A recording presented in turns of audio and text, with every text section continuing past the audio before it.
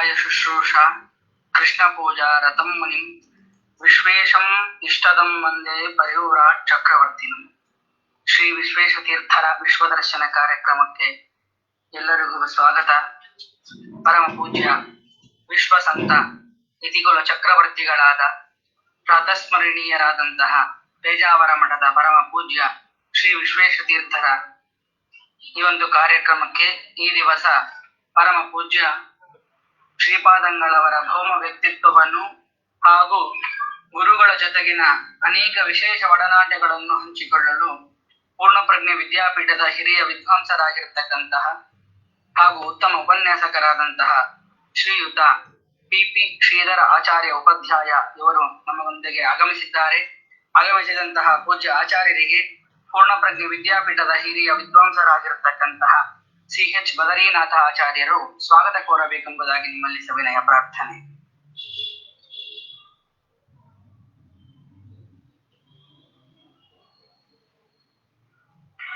ವಿದ್ಯಾಮಾನ್ಯ ರಾಜಶಿಷ್ಯಂ ರಾಷ್ಟ್ರಮಾನ್ಯ ಈಶ್ವರಂ ಪ್ರಪಂಚಮಾನೀತಂ ವಂದೇ ವಿಶ್ವೇಶ ಗುರುಶೇಖರಂ.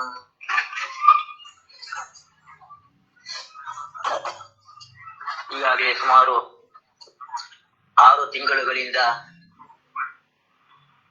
ಪೂಜ್ಯ ಶ್ರೀಪಾದಂಗಳವರ ದಿವ್ಯ ವ್ಯಕ್ತಿತ್ವವನ್ನ ಚಿತ್ರಿಸ್ತಕ್ಕಂತಹ ಕಾರ್ಯಕ್ರಮ.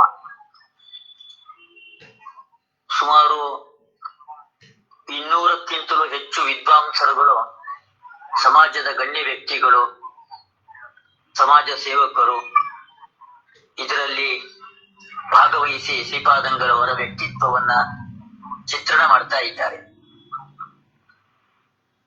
ಶ್ರೀಪಾದಂಗಳವರ ವ್ಯಕ್ತಿತ್ವ ಅದು ಮುಗಿಯುವಂತಹದ್ದಲ್ಲ, ಯಾರು ಎಷ್ಟು ಹೇಳಿದ್ರು ಕೂಡ. ರಾಮಕುಂಜದವರಾಗಿರ್ತಕ್ಕಂತಹ ಶ್ರೀ ನಾರಾಯಣ ಭಟ್ಟರು ಹಿಂದೆ ಅವರು ಈ ಕಾರ್ಯಕ್ರಮದಲ್ಲಿ ಭಾಗವಹಿಸಿದ್ರು. ಅವರು ಶ್ರೀಪಾದಂಗಳವರ ಸಂದೇಶಗಳು, ಶ್ರೀಪಾದಂಗಳವರ ವಿಶೇಷ ಅಂತ ಹೇಳಿದ್ರೆ ಅವರು ಯಾವತ್ತೂ ಕೂಡ ಉಪನ್ಯಾಸವನ್ನು ಮಾಡದೇ ಇರ್ತಿರ್ಲಿಲ್ಲ.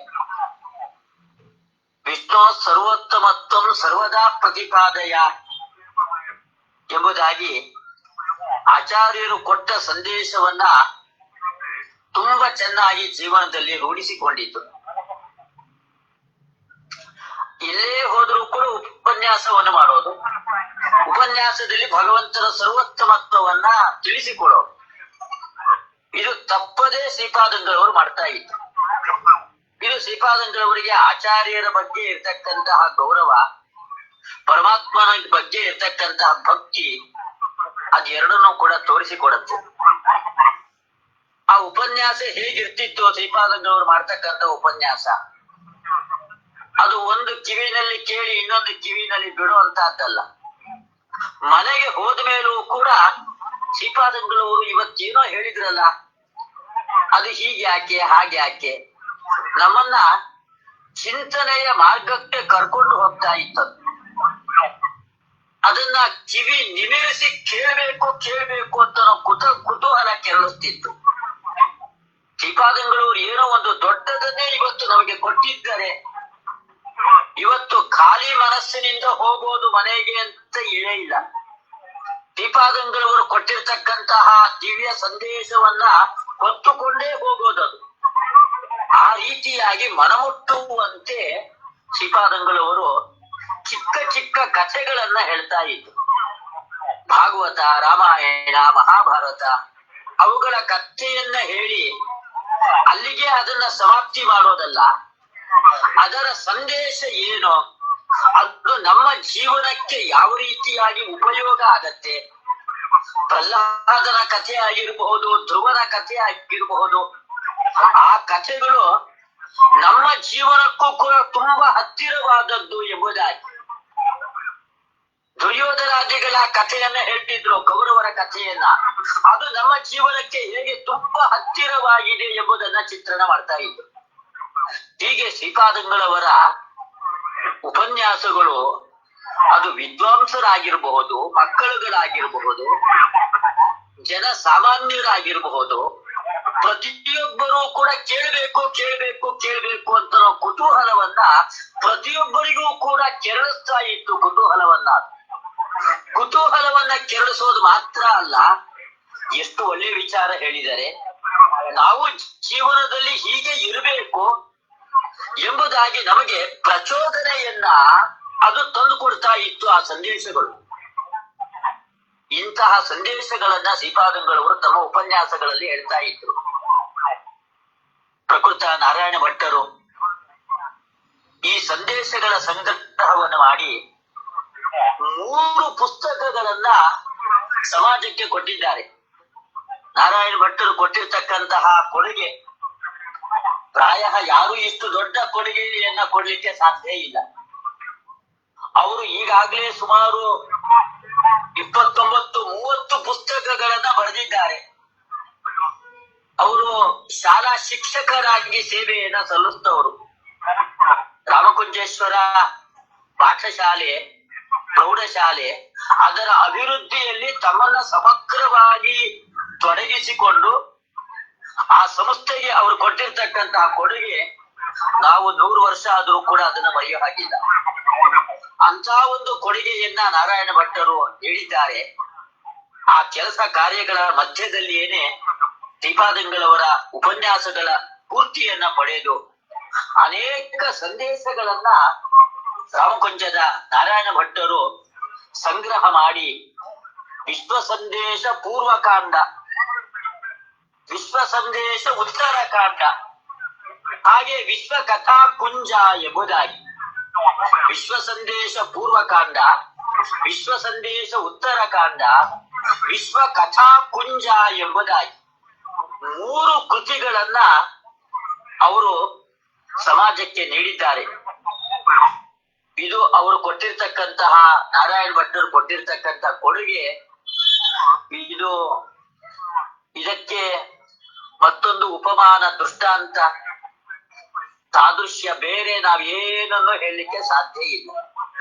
ಅಂತ ಒಂದು ಉತ್ತಮವಾದ ಕೃತಿಯನ್ನ ನಾರಾಯಣ ಭಟ್ಟರು ಅವರು ನೀಡಿದ್ದಾರೆ. ವೀರೇಂದ್ರ ಹೆಗ್ಡೆಯವರ ಸಂದೇಶ, ಹಾಗೆ ಪರಮ ಪೂಜ್ಯ ವಿಶ್ವ ಪ್ರಸನ್ನ ತೀರ್ಥ ಶ್ರೀಪಾದಂಗಳವರ ಮುನ್ನುಡಿ, ಇದನ್ನೆಲ್ಲವನ್ನು ಕೂಡ ಒಳಗೊಂಡಿರ್ತಕ್ಕಂಥದ್ದು. 3 ಪುಸ್ತಕಗಳ ಪ್ರಾರಂಭದಲ್ಲಿಯೇನೆ ನಾರಾಯಣ ಭಟ್ಟರು ತಾವೇ ರಚನೆ ಮಾಡಿರ್ತಕ್ಕಂತಹ ಕೆಲವು ಕವನಗಳು, ಅದು ಪೂಜ್ಯ ವಿಶ್ವೇಶ ತೀರ್ಥರ ಬಗ್ಗೆ ತಾವೇ ರಚನೆ ಮಾಡಿರ್ತಕ್ಕಂತಹ ಪದ್ಯಗಳನ್ನ ಪ್ರಾರಂಭದಲ್ಲಿ ಅವರು ಹಾಕಿದ್ದಾರೆ. ಈ ಪದ್ಯಗಳು ಶ್ರೀಪಾದಂಗಳವರ ವ್ಯಕ್ತಿತ್ವ ಅದು ಎಂಥದ್ದು ಎಂಬುದನ್ನ ನಮಗೆ ತಿಳಿಸಿಕೊಡತ್ತೆ. ಆ ಪುಟ್ಟ ದೇಹ ಕಿರುನಗೆ ಸೌಮ್ಯ ಮಾತು, ಪಾದದ ಹಾವಿಗೆಗಳೆರಡರ ನಡೆವ ಪಟಪಟ ಸದ್ದು, ಓಡೋಡಿ ಬರುತ್ತಿಹ ಭಕ್ತರ ದಂಡೇ ದಂಡು, ನಗು ಬೀರುತ್ತ ಶುಭ ಕೋರುತ್ತ ಹರಸಿದರು ಭಕ್ತರ ಕಂಡು. ಇದು ಶ್ರೀಪಾದಂಗಳವರ ಹೃದಯವನ್ನೇ ಚಿತ್ರಣ ಮಾಡ್ತಾ ಇರ್ತಕ್ಕಂತಹ ಪದ್ಯ ಇದೊಂದಿದು. ಸಾವಿರ ಭಕ್ತರುಗಳು ಶ್ರೀಪಾದಂಗಳವರಲ್ಲಿ ಬರ್ತಿದ್ರು. ಅವ್ರು ಯಾವತ್ತೂ ಬೇಸರವನ್ನ ಮಾಡ್ಕೊಳ್ತಾ ಇರ್ಲಿಲ್ಲ. ಮಂದಹಾಸವನ್ನ ಬೀರ್ತಾ ಪ್ರತಿಯೊಬ್ಬರಿಗೂ ಕೂಡ ಒಳ್ಳೇದಾಗ್ಲಿ ಎಂಬುದಾಗಿ ಸದಾಕಾಲ ಪರಮಾತ್ಮನ ನಾಮಸ್ಮರಣೆ. ಅದು ಯಾಕೆ ಅಂದ್ರೆ ಸಮಾಜಕ್ಕೋಸ್ಕರವಾಗಿ, ತಮ್ಮ ಸ್ವಾರ್ಥಕ್ಕೋಸ್ಕರವಾಗಿ ಅಲ್ಲ. ಹೀಗೆ ಶ್ರೀಪಾದಂಗಳವರು ಸಮಾಜಕ್ಕೋಸ್ಕರವಾಗಿ ತಮ್ಮನ್ನ ಸಂಪೂರ್ಣವಾಗಿ ಸಮರ್ಪಣೆ ಮಾಡಿಕೊಂಡಿದ್ರು ಎಂಬುದಾಗಿ ಆ ಪದ್ಯದಿಂದ ಶ್ರೀಪಾದಂಗಳವರ ಹೃದಯ ಶುದ್ಧತೆ ಎಂತಾದ್ದು, ಅವರು ತಮ್ಮನ್ನ ಸಮಾಜಕ್ಕೆ ಯಾವ ರೀತಿ ಸಮರ್ಪಣೆ ಮಾಡಿಕೊಂಡಿದ್ರು ಅದೆಲ್ಲನೂ ಕೂಡ ತಿಳಿಸಿಕೊಟ್ಟಿದ್ದಾರೆ. ಪ್ರತಿ ಪುಸ್ತಕದಲ್ಲೂ ಕೂಡ ಸುಮಾರು ಆ ಪುಸ್ತಕಗಳಲ್ಲಿ ಎಲ್ಲಾ ಕಡೆಯಲ್ಲೂ ಕೂಡ 250ಕ್ಕಿಂತ ಹೆಚ್ಚಿನ ಪುಟಗಳಿದೆ. 300 ಪುಟಗಳ ಹತ್ತಿರ ಇದೆ. ಆ 300 ಪುಟಗಳಿಂದ ಸುಮಾರು 296, 250, 270 ಹೀಗೆ ಸಂದೇಶಗಳನ್ನ ಸಂಗ್ರಹ ಮಾಡಿದ್ದಾರೆ. ಆ ಸಂದೇಶಗಳು ತುಂಬಾ ಮೌಲ್ಯವನ್ನ ಹೊಂದಿದೆ. ಪ್ರತಿಯೊಬ್ಬರ ಜೀವನದಲ್ಲೂ ಕೂಡ ಅದು ಬಹಳ ಆಶಾ ಕಿರಣವನ್ನ ಅದು ಮೂಡಿಸತ್ತೆ. ಅಂತಹ ಸಂದೇಶಗಳನ್ನ ನಾರಾಯಣ ಭಟ್ಟರು ಸಂಗ್ರಹ ಮಾಡಿದ್ದಾರೆ. ಆ ಮೌಲಿಕವಾಗಿರ್ತಕ್ಕಂತಹ ಸಂದೇಶಗಳು ನಮ್ಮ ಜೀವನಕ್ಕೆ ಒಂದು ಹೊಸ ದಿಕ್ಕನ್ನ ತೋರಿಸಿಕೊಡತ್ತೆ. ಯಾರು ಜೀವನದಲ್ಲಿ ತುಂಬಾ ನಿರಾಶರಾಗಿರ್ತಾರೆ ಅವರು ಒಮ್ಮೆ ಶ್ರೀಪಾದಂಗಳವರ ಈ ವಿಶ್ವ ಸಂದೇಶ ಪುಸ್ತಕ, ನಾರಾಯಣ್ ಭಟ್ಟ ರಚನೆ ಮಾಡಿರ್ತಕ್ಕಂಥ ವಿಶ್ವ ಸಂದೇಶ ಕೃತಿ, ಅದನ್ನ ಒಮ್ಮೆ ಓದಲಿ. ಅವರಿಗೆ ಜೀವನದಲ್ಲಿ ಖಂಡಿತವಾಗಿಯೂ ಕೂಡ ಆಶಾವಾದ ಹುಟ್ಟತ್ತೆ, ಜೀವನದಲ್ಲಿ ಅವರಿಗೆ ಉತ್ಸಾಹ ಹುಟ್ಟತ್ತೆ, ಜೀವನವನ್ನ ಪ್ರೀತಿಸ್ತಕ್ಕಂತಹ ಮನೋಭಾವ ಅವರಲ್ಲಿ ಉಂಟಾಗತ್ತೆ. ಅಂಥ ಸಂದೇಶಗಳನ್ನ ಶ್ರೀಪಾದಂಗಳವರು ತಮ್ಮ ಉಪನ್ಯಾಸಗಳಲ್ಲಿ ನೀಡ್ತಾ ಇದ್ರು. ಅದನ್ನೆಲ್ಲ ನಾರಾಯಣ ಭಟ್ಟರು 3 ಕೃತಿಗಳ ಮೂಲಕವಾಗಿ ವಿಶ್ವ ಸಂದೇಶ ಪೂರ್ವಕಾಂಡ, ಉತ್ತರಕಾಂಡ, ಹಾಗೆ ಮತ್ತೊಂದು ಕೃತಿ ವಿಶ್ವ ಕಥಾಕುಂಜ ಎಂಬುದಾಗಿ. ಸಮಯ ಆಗ್ತಿರೋದ್ರಿಂದ ನಾನಿವತ್ತು ಹೆಚ್ಚು ಇದರ ಬಗ್ಗೆ ಮಾತನಾಡ್ತಾ ಇಲ್ಲ. ಮತ್ತೊಂದು ಸಂದರ್ಭದಲ್ಲಿ ನಾನು ಮಾತನಾಡ್ತೀನಿ. ನಾರಾಯಣ್ ಭಟ್ಟರು ಏನು ರಚನೆ ಮಾಡಿ, ನಿರ್ಮಾಣ ಮಾಡಿ, ಸಂದೇಶಗಳ ಸಂಗ್ರಹವನ್ನ ಮಾಡಿ ಸಮಾಜಕ್ಕೆ ಕೊಟ್ಟಿದ್ದಾರೆ. ಆ ಪುಸ್ತಕಗಳನ್ನ ಎಲ್ಲರೂ ಕೂಡ ಓದಬೇಕು ಒಮ್ಮೆನಾದ್ರೂ ಕೂಡ. ಅವಾಗಲೇ ಜೀವನದ ಸಾರ್ಥಕ್ಯ ಅಡಗಿರ್ತಕ್ಕಂಥದ್ದು. ಅಷ್ಟು ಉಪಯುಕ್ತವಾದ, ಜೀವನಕ್ಕೇನೆ ಒಂದು ಹೊಸ ದಿಕ್ಕನ್ನ ತೋರಿಸ್ತಕ್ಕಂತ ಸಂದೇಶಗಳು ಅದ್ರಲ್ಲಿ ಅಡಗಿದೆ. ಅದನ್ನೆಲ್ಲರೂ ಕೂಡ ಓದಿದಾಗ ಅದು ನಾವು ಶ್ರೀಪಾದಂಗಳವರಿಗೆ ಸಲ್ಲಿಸ್ತಕ್ಕಂಥ ಒಂದು ದೊಡ್ಡ ಗೌರವ ಆಗತ್ತೆ. ನಾರಾಯಣ ಭಟ್ಟರ ಪ್ರಯತ್ನಕ್ಕೆ ಅವಾಗ ಒಂದು ಸಾರ್ಥಕತೆ ಎಂಬುದು ದೊರೆಯತ್ತೆ. ಅದು ನಮ್ಮ ಜೀವನಕ್ಕೂ ಅನೇಕ ರೀತಿಯಾಗಿ ಉಪಯುಕ್ತವಾಗತ್ತೆ. ಹೀಗೆ ಜೀವನ ಉಪಯೋಗಿಯಾಗಿರ್ತಕ್ಕಂತಹ ಸಂದೇಶಗಳನ್ನ ನಾರಾಯಣ ಭಟ್ಟರು ನಮಗೆ ರಚನೆ ಮಾಡಿ ಅದನ್ನೆಲ್ಲ ನಮಗೆ ಸಂಗ್ರಹ ಮಾಡಿ ನಾರಾಯಣ ಭಟ್ಟರು ಕೊಟ್ಟಿದ್ದಾರೆ. ನಾರಾಯಣ ಭಟ್ಟರಿಗೆ ನಾವೆಷ್ಟು ಕೃತಜ್ಞತೆಗಳನ್ನ ಹೇಳಿದ್ರು ಕೂಡ ಸಾಲದು. ಆದ್ರಿಂದ ಎಲ್ಲ ಶ್ರೀಪಾದಂಗಳವರ ಅಭಿಮಾನಿಗಳು, ಶ್ರೀಪಾದಂಗಳವರ ಶಿಷ್ಯರು, ಭಕ್ತರು ಆ ಪುಸ್ತಕಗಳನ್ನ ಖರೀದಿ ಮಾಡಿ ಪ್ರತಿಯೊಬ್ಬರು ಕೂಡ ಓದಬೇಕು ಎಂಬುದಾಗಿ ನಾನು ಈ ಸಂದರ್ಭದಲ್ಲಿ ತಿಳಿಸಿಕೊಡ್ತಾ ಇದ್ದೀನಿ.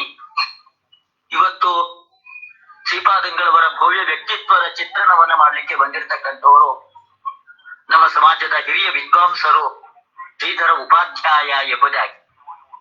ಸಮಯ ಆಗಿರೋದ್ರಿಂದ ನಾನು ಹೆಚ್ಚೊತ್ತು ಅವ್ರ ಬಗ್ಗೆ ನಾನು ಮಾತಾಡ್ಲಿಕ್ಕೆ ಆಗಲ್ಲ. ಅವ್ರ ಬಗ್ಗೆ ಮಾತಾಡ್ತಾ ಬರ್ತು ನಂದೇ 8 ಗಂಟೆವರೆಗೂ ನಂದೇ ಆಗಿಬಿಡತ್ತೆ. ಶ್ರೀಧರ ಉಪಾಧ್ಯಾಯರ ತಂದೆ ಲಕ್ಷ್ಮೀನಾರಾಯಣ ಉಪಾಧ್ಯಾಯರು ಎಂಬುದಾಗಿ ಮಂತ್ರಾಲಯ ರಾಘವೇಂದ್ರ ಸ್ವಾಮಿಗಳ ಮಠದಲ್ಲಿ ಆಸ್ಥಾನ ವಿದ್ವಾಂಸರುಗಳಾಗಿ ನೂರಾರು ವಿದ್ವಾಂಸರುಗಳನ್ನ ನಿರ್ಮಾಣ ಮಾಡಿರ್ತಕ್ಕಂತಹ ಕೀರ್ತಿ ಲಕ್ಷ್ಮೀನಾರಾಯಣ ಉಪಾಧ್ಯಾಯರಿಗೆ ಸಲ್ಲತ್ತೆ. ವೇದಾಂತ, ನ್ಯಾಯ, ವ್ಯಾಕರಣ, ಧರ್ಮಶಾಸ್ತ್ರ ಪ್ರತಿಯೊಂದರಲ್ಲೂ ಕೂಡ ಆಳವಾದ ಪರಿಣತಿಯನ್ನು ಹೊಂದಿದ ಶ್ರೇಷ್ಠ ವಿದ್ವಾಂಸರು ಆಗಿನ ಕಾಲದಲ್ಲಿ ಲಕ್ಷ್ಮೀನಾರಾಯಣ ಉಪಾಧ್ಯಾಯರು. ಅದೇ ಅವರ ಮಕ್ಕಳಾಗಿರ್ತಕ್ಕಂತಹ ಶ್ರೀಧರ ಉಪಾಧ್ಯಾಯರು. ತಂದೆಯ ಗೌರವವನ್ನ ಕಾಪಾಡಬೇಕಾದ್ದು ಮಕ್ಕಳ ಕರ್ತವ್ಯ. ಅದರಿಂದ ಶ್ರೀಧರ ಉಪಾಧ್ಯಾಯರು ಕೂಡ ನ್ಯಾಯ ವೇದಾಂತ ಶಾಸ್ತ್ರಗಳನ್ನ ತಂದೆಯಂತೆ ತುಂಬಾ ಚೆನ್ನಾಗಿ ಅಧ್ಯಯನ ಮಾಡಿರ್ತಕ್ಕಂತಹ ವಿದ್ವಾಂಸರು. ಪೂರ್ಣಪ್ರಜ್ಞ ವಿದ್ಯಾಪೀಠದಲ್ಲಿ ವಿದ್ಯಾರ್ಥಿಗಳಾಗಿ 10 ವರ್ಷಗಳ ಕಾಲ ನ್ಯಾಯ ವೇದಾಂತ ಎಲ್ಲ ಶಾಸ್ತ್ರಗಳನ್ನು ಕೂಡ ತುಂಬಾ ಚೆನ್ನಾಗಿ ಶ್ರದ್ಧೆಯಿಂದ, ಉತ್ಸಾಹದಿಂದ, ಆಸಕ್ತಿಯಿಂದ ಚೆನ್ನಾಗಿ ಅಧ್ಯಯನ ಮಾಡಿ ಅನಂತರ ಪೂಜ್ಯ ಶ್ರೀಪಾದಂಗಳವರಲ್ಲಿ ನ್ಯಾಯಸುಧಾ ಗ್ರಂಥದ ಅಧ್ಯಯನವನ್ನು ಮಾಡಿದವರು. ಅಧ್ಯಯನವನ್ನು ಮಾಡಿ ಅಲ್ಲಿಗೆ ನಿಲ್ಲಿಸ್ಲಿಲ್ಲ. ಶ್ರೀಪಾದಂಗಳವರ ಸೇವೆ ಮಾಡಬೇಕು ಅನ್ನೋ ಉತ್ಸಾಹ, ಕುತೂಹಲ ಅವರಲ್ಲಿ ಇತ್ತು. ಶ್ರೀಪಾದಂಗಳವರ ಸಂಸ್ಥೆಗಳಲ್ಲಿ ಹಲವಾರು ವರ್ಷಗಳ ಕಾಲ ಸೇವೆಯನ್ನ ಸಲ್ಲಿಸಿದವರು. ವಿದ್ಯಾಮಾನ್ಯ ತೀರ್ಥ ಶ್ರೀಪಾದಂಗಳವರು, ಅಷ್ಟೇ ಇಬ್ಬರು ಪೂಜ್ಯ ವಿಶ್ವೇಶ ತೀರ್ಥ ಶ್ರೀಪಾದಂಗಳವರು, ಇಬ್ಬರು ಶ್ರೀಪಾದಂಗಳವರ ಸಮಕ್ಷ ಹಾಗೂ ಅನೇಕ ವಿದ್ವಾಂಸರುಗಳ ಸಮಕ್ಷದಲ್ಲಿ ವೈಶೇಷಿಕ ಅಧಿಕರಣ, ನ್ಯಾಯಸುಧಾ ಗ್ರಂಥದಲ್ಲಿ ತುಂಬಾ ಕ್ಲಿಷ್ಟಕರವಾಗಿರ್ತಕ್ಕಂತಹ ಅಧಿಕರಣ. ಆ ವೈಶೇಷಿಕ ಅಧಿಕರಣದ ಪರೀಕ್ಷೆಯನ್ನು ಕೂಡ ಪರಮ ಪೂಜ್ಯ ವಿದ್ಯಾಮಾನ್ಯ ತೀರ್ಥ ಶ್ರೀಪಾದಂಗಳವರಲ್ಲಿ ನೀಡಿದವರು. ಹೀಗೆ ಕ್ಲಿಷ್ಟಕರವಾಗಿರ್ತಕ್ಕಂತಹ ಗ್ರಂಥಗಳ ಪರೀಕ್ಷೆ. ಹಾಗೆ ತರ್ಕತಾಂಡವದಲ್ಲಿ ವ್ಯಾಸರಾಜರ ಅತ್ಯಂತ ಮೇರು ಕೃತಿ ತರ್ಕತಾಂಡವ, ಅದರಲ್ಲಿ ಬರ್ತಕ್ಕಂತಹ ನಿಗ್ರಹ ಸ್ಥಾನಗಳು, ಅದರ ಬಗ್ಗೆ ವ್ಯಾಸರಾಜರ ವಿಮರ್ಶೆ ಏನು, ಅದರ ಬಗ್ಗೆನೇ ಸಂಶೋಧನಾತ್ಮಕವಾದ ಪ್ರಬಂಧವನ್ನ ಬರೆದು ಡಾಕ್ಟರೇಟ್ ಪ್ರಶಸ್ತಿಗೂ ಭಾಜನರಾಗಿರ್ತಕ್ಕಂಥವರು ಪಿ ಶ್ರೀಧರ ಉಪಾಧ್ಯಾಯ ಅವರು. ಅವರು ಶಾಸ್ತ್ರಾಧ್ಯಯನ ಮಾಡಿ ಶಾಸ್ತ್ರ ಪ್ರಪಂಚದಲ್ಲೇ ತಮ್ಮನ್ನು ಸಂಪೂರ್ಣವಾಗಿ ತೊಡಗಿಸಿಕೊಂಡು ಒಳ್ಳೆ ಸಾರ್ಥಕವಾದ ಜೀವನವನ್ನ ನಡೆಸ್ತಾ ಇರ್ತಕ್ಕಂಥವ್ರು. ಮೈಲಾಪುರ ಸಂಸ್ಕೃತ ಮಹಾಪಾಠಶಾಲೆ, ಸಂಶೋಧನಾ ಮಂದಿರ, ಅಲ್ಲೆಲ್ಲ ಪ್ರಾಧ್ಯಾಪಕರಾಗಿ ಸಂಶೋಧಕ ವಿದ್ವಾಂಸರಾಗಿ ಸೇವೆಯನ್ನ ಇವತ್ತಿಗೂ ಕೂಡ ಸಲ್ಲಿಸ್ತಾ ಇದ್ದಾರೆ. ಅನೇಕ ಹಸ್ತಪ್ರತಿಗಳು ಅದರ ಅಧ್ಯಯನವನ್ನು ಮಾಡಿ ತಾವು ಸಮಾಜಕ್ಕೆ, ವಿದ್ವತ್ ಸಮಾಜಕ್ಕೆ ಉಪಯುಕ್ತವಾದ ಅನೇಕ ಕೃತಿಗಳನ್ನ ಸಂಪಾದನೆ ಮಾಡಿ ಅದೆಲ್ಲವನ್ನು ಕೂಡ ಸಮಾಜಕ್ಕೆ ನೀಡಿದ್ದಾರೆ. ಭಾಗವತದ ಅನೇಕ ವ್ಯಾಖ್ಯಾನಗಳು ಹಸ್ತಪ್ರತಿಯ ರೂಪದಲ್ಲಿ ಪ್ರಕಟಣೆಗೊಂಡಿರಲಿಲ್ಲ. ಅದೆಲ್ಲ ಮಲಯಾಳಂ ಆಗಿರಬಹುದು, ತುಳು ಭಾಷೆ ಆಗಿರಬಹುದು, ದೇವನಾಗರಿ, ಬೇರೆ ಬೇರೆ ಭಾಷೆಗಳಲ್ಲಿರ್ತಕ್ಕಂಥದ್ದು. ಆ ಭಾಷೆಗಳನ್ನೇ ಕಲಿತು ಅದರ ಅಧ್ಯಯನ ಮಾಡಿ ಆ ಹಸ್ತಪ್ರತಿಗಳನ್ನ ಓದಿ ಸಂಶೋಧನೆ ಸಂಪಾದನೆಗಳನ್ನ ಮಾಡಿ ಸಮಾಜಕ್ಕೆ ಉಪಯುಕ್ತವಾದ ಕೃತಿಗಳನ್ನ ಪಿ ಶ್ರೀಧರ ಉಪಾಧ್ಯಾಯರು, ಶ್ರೀಧರಾಚಾರ್ಯರು ನೀಡಿದ್ದಾರೆ. ಅವರಿಗೆ ನಾನು ನಮ್ಮ ಎಲ್ಲ ಸಂಸ್ಥೆ, ನಮ್ಮ ವಿಶ್ವೇಶತೀರ್ಥ ಸೇವಾ ಸಂಘದ ಎಲ್ಲ ವಿದ್ವಾಂಸರ ಪರವಾಗಿ ಅವರಿಗೆ ಸ್ವಾಗತ, ಸುಸ್ವಾಗತ. ಶ್ರೀಧರಾಚಾರ್ಯರು ಈ ಕಾರ್ಯಕ್ರಮವನ್ನ ನಡೆಸಿಕೊಡ್ಬೇಕು ಅಂತ ನಾನು ವಿನಮ್ರನಾಗಿ ಕೇಳ್ಕೊಳ್ತಾ ಇದ್ದೇನೆ. ಶ್ರೀಧರಾಚಾರ್ಯ ಶುರು ಮಾಡ್ರಿ. ಶ್ರೀ ಗುರುಭ್ಯೋ ನಮಃ. ಜಯತಿ ಹರಿರಚಿಂತ್ಯ ಸರ್ವದೇವೈಕವಂದ್ಯ ಪರಮ ಗುರುರಭೀಷ್ಟ ವಾಪ್ತಿತ ಸಜ್ಜನಾನಾಂ ನಿಖಿಲ ಗುಣಗಣಾರ್ಣೋ ನಿತ್ಯ ನಿರ್ಮುಕ್ತ ದೋಷ ಸರಸಿಜನಯನೋಸೋ ಶ್ರೀಪತಿರ್ಮಾನದೋನಃ ಅಭ್ರಮಂ ಭಂಗರಹಿತಂ ಅಜಡಂ ವಿಮಲಂ ಸದಾ ಆನಂದಸ್ಯೇ ಸಮಗ್ರಂ ಭಜೇತಾಸ್ಯಾಮಹಂ ಆಪಾದಮೂಲಿಪರ್ಯಂತಂ ಗುರುಣಾಂ ಆಕೃತಿಂ ಸ್ಮರೇತ್ತೇನ ವಿಘ್ನಾಃ ಪ್ರಣಶ್ಯಂತೆ ಸಿದ್ಧ್ಯಂತಿ ಚ ಮನೋರಥಾಃ. ತಪಸ್ವಾಧ್ಯಾಯ ಶುಶ್ರೂಷಾ ಪೂಜಾರತಂ ಮುನಿಂ ವಿಶ್ವೇಶಂ ಇಷ್ಟದಂ ವಂದೇ ಪರಿವ್ರಾಟ್ ಚಕ್ರವರ್ತಿನಂ. ಶ್ರೀ ಗುರುಭ್ಯೋ ನಮಃ. ಇವತ್ತಿನ ದಿವಸ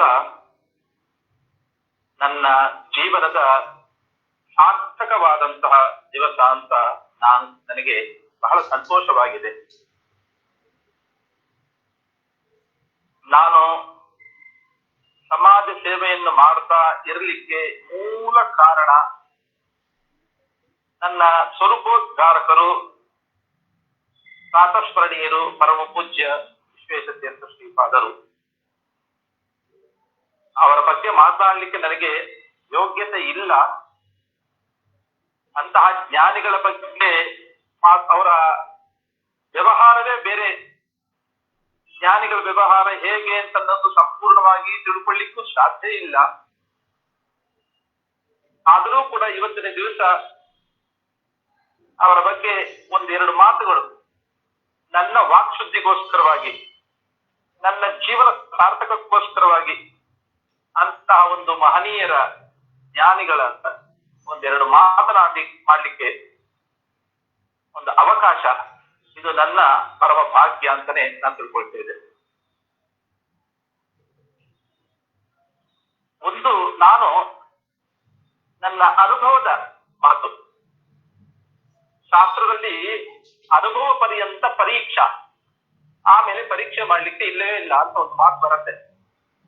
ಹಾಗೆ ನನ್ನ ಅನುಭವದಲ್ಲಿ ಕಂಡಂತಹ ಕೆಲವೊಂದು ಸಂದರ್ಭಗಳನ್ನ, ಕೆಲವೊಂದು ಮಾತುಗಳನ್ನ ನಾನು ಹಂಚಿಕೊಳ್ಳಿಕ್ಕೆ ಇಲ್ಲಿ ಇದ್ದೇನೆ.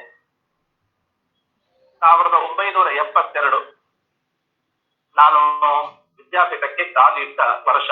ನನಗೆ ಆವಾಗ 9 ವರ್ಷ. ಆವಾಗಿನ ವಾತಾವರಣ ಬಹಳ ಚೆಂದ. ನಿಜವಾದಂತಹ ಆ ಒಂದು ವಿದ್ಯಾಪೀಠದ ಪರಿಸರ ಅಷ್ಟು ರಮಣೀಯವಾಗಿತ್ತು, ಅದು ವರ್ಣನೆ ಮಾಡ್ಲಿಕ್ಕೆ ನನಗೆ ಬರೋದೇ ಇಲ್ಲ. 3 ಹಂತದಲ್ಲಿ ನಾನು ವಿದ್ಯಾಪೀಠದ ಬೆಳವಣಿಗೆಯನ್ನು ನಾನು ಕಂಡಿದ್ದೇನೆ.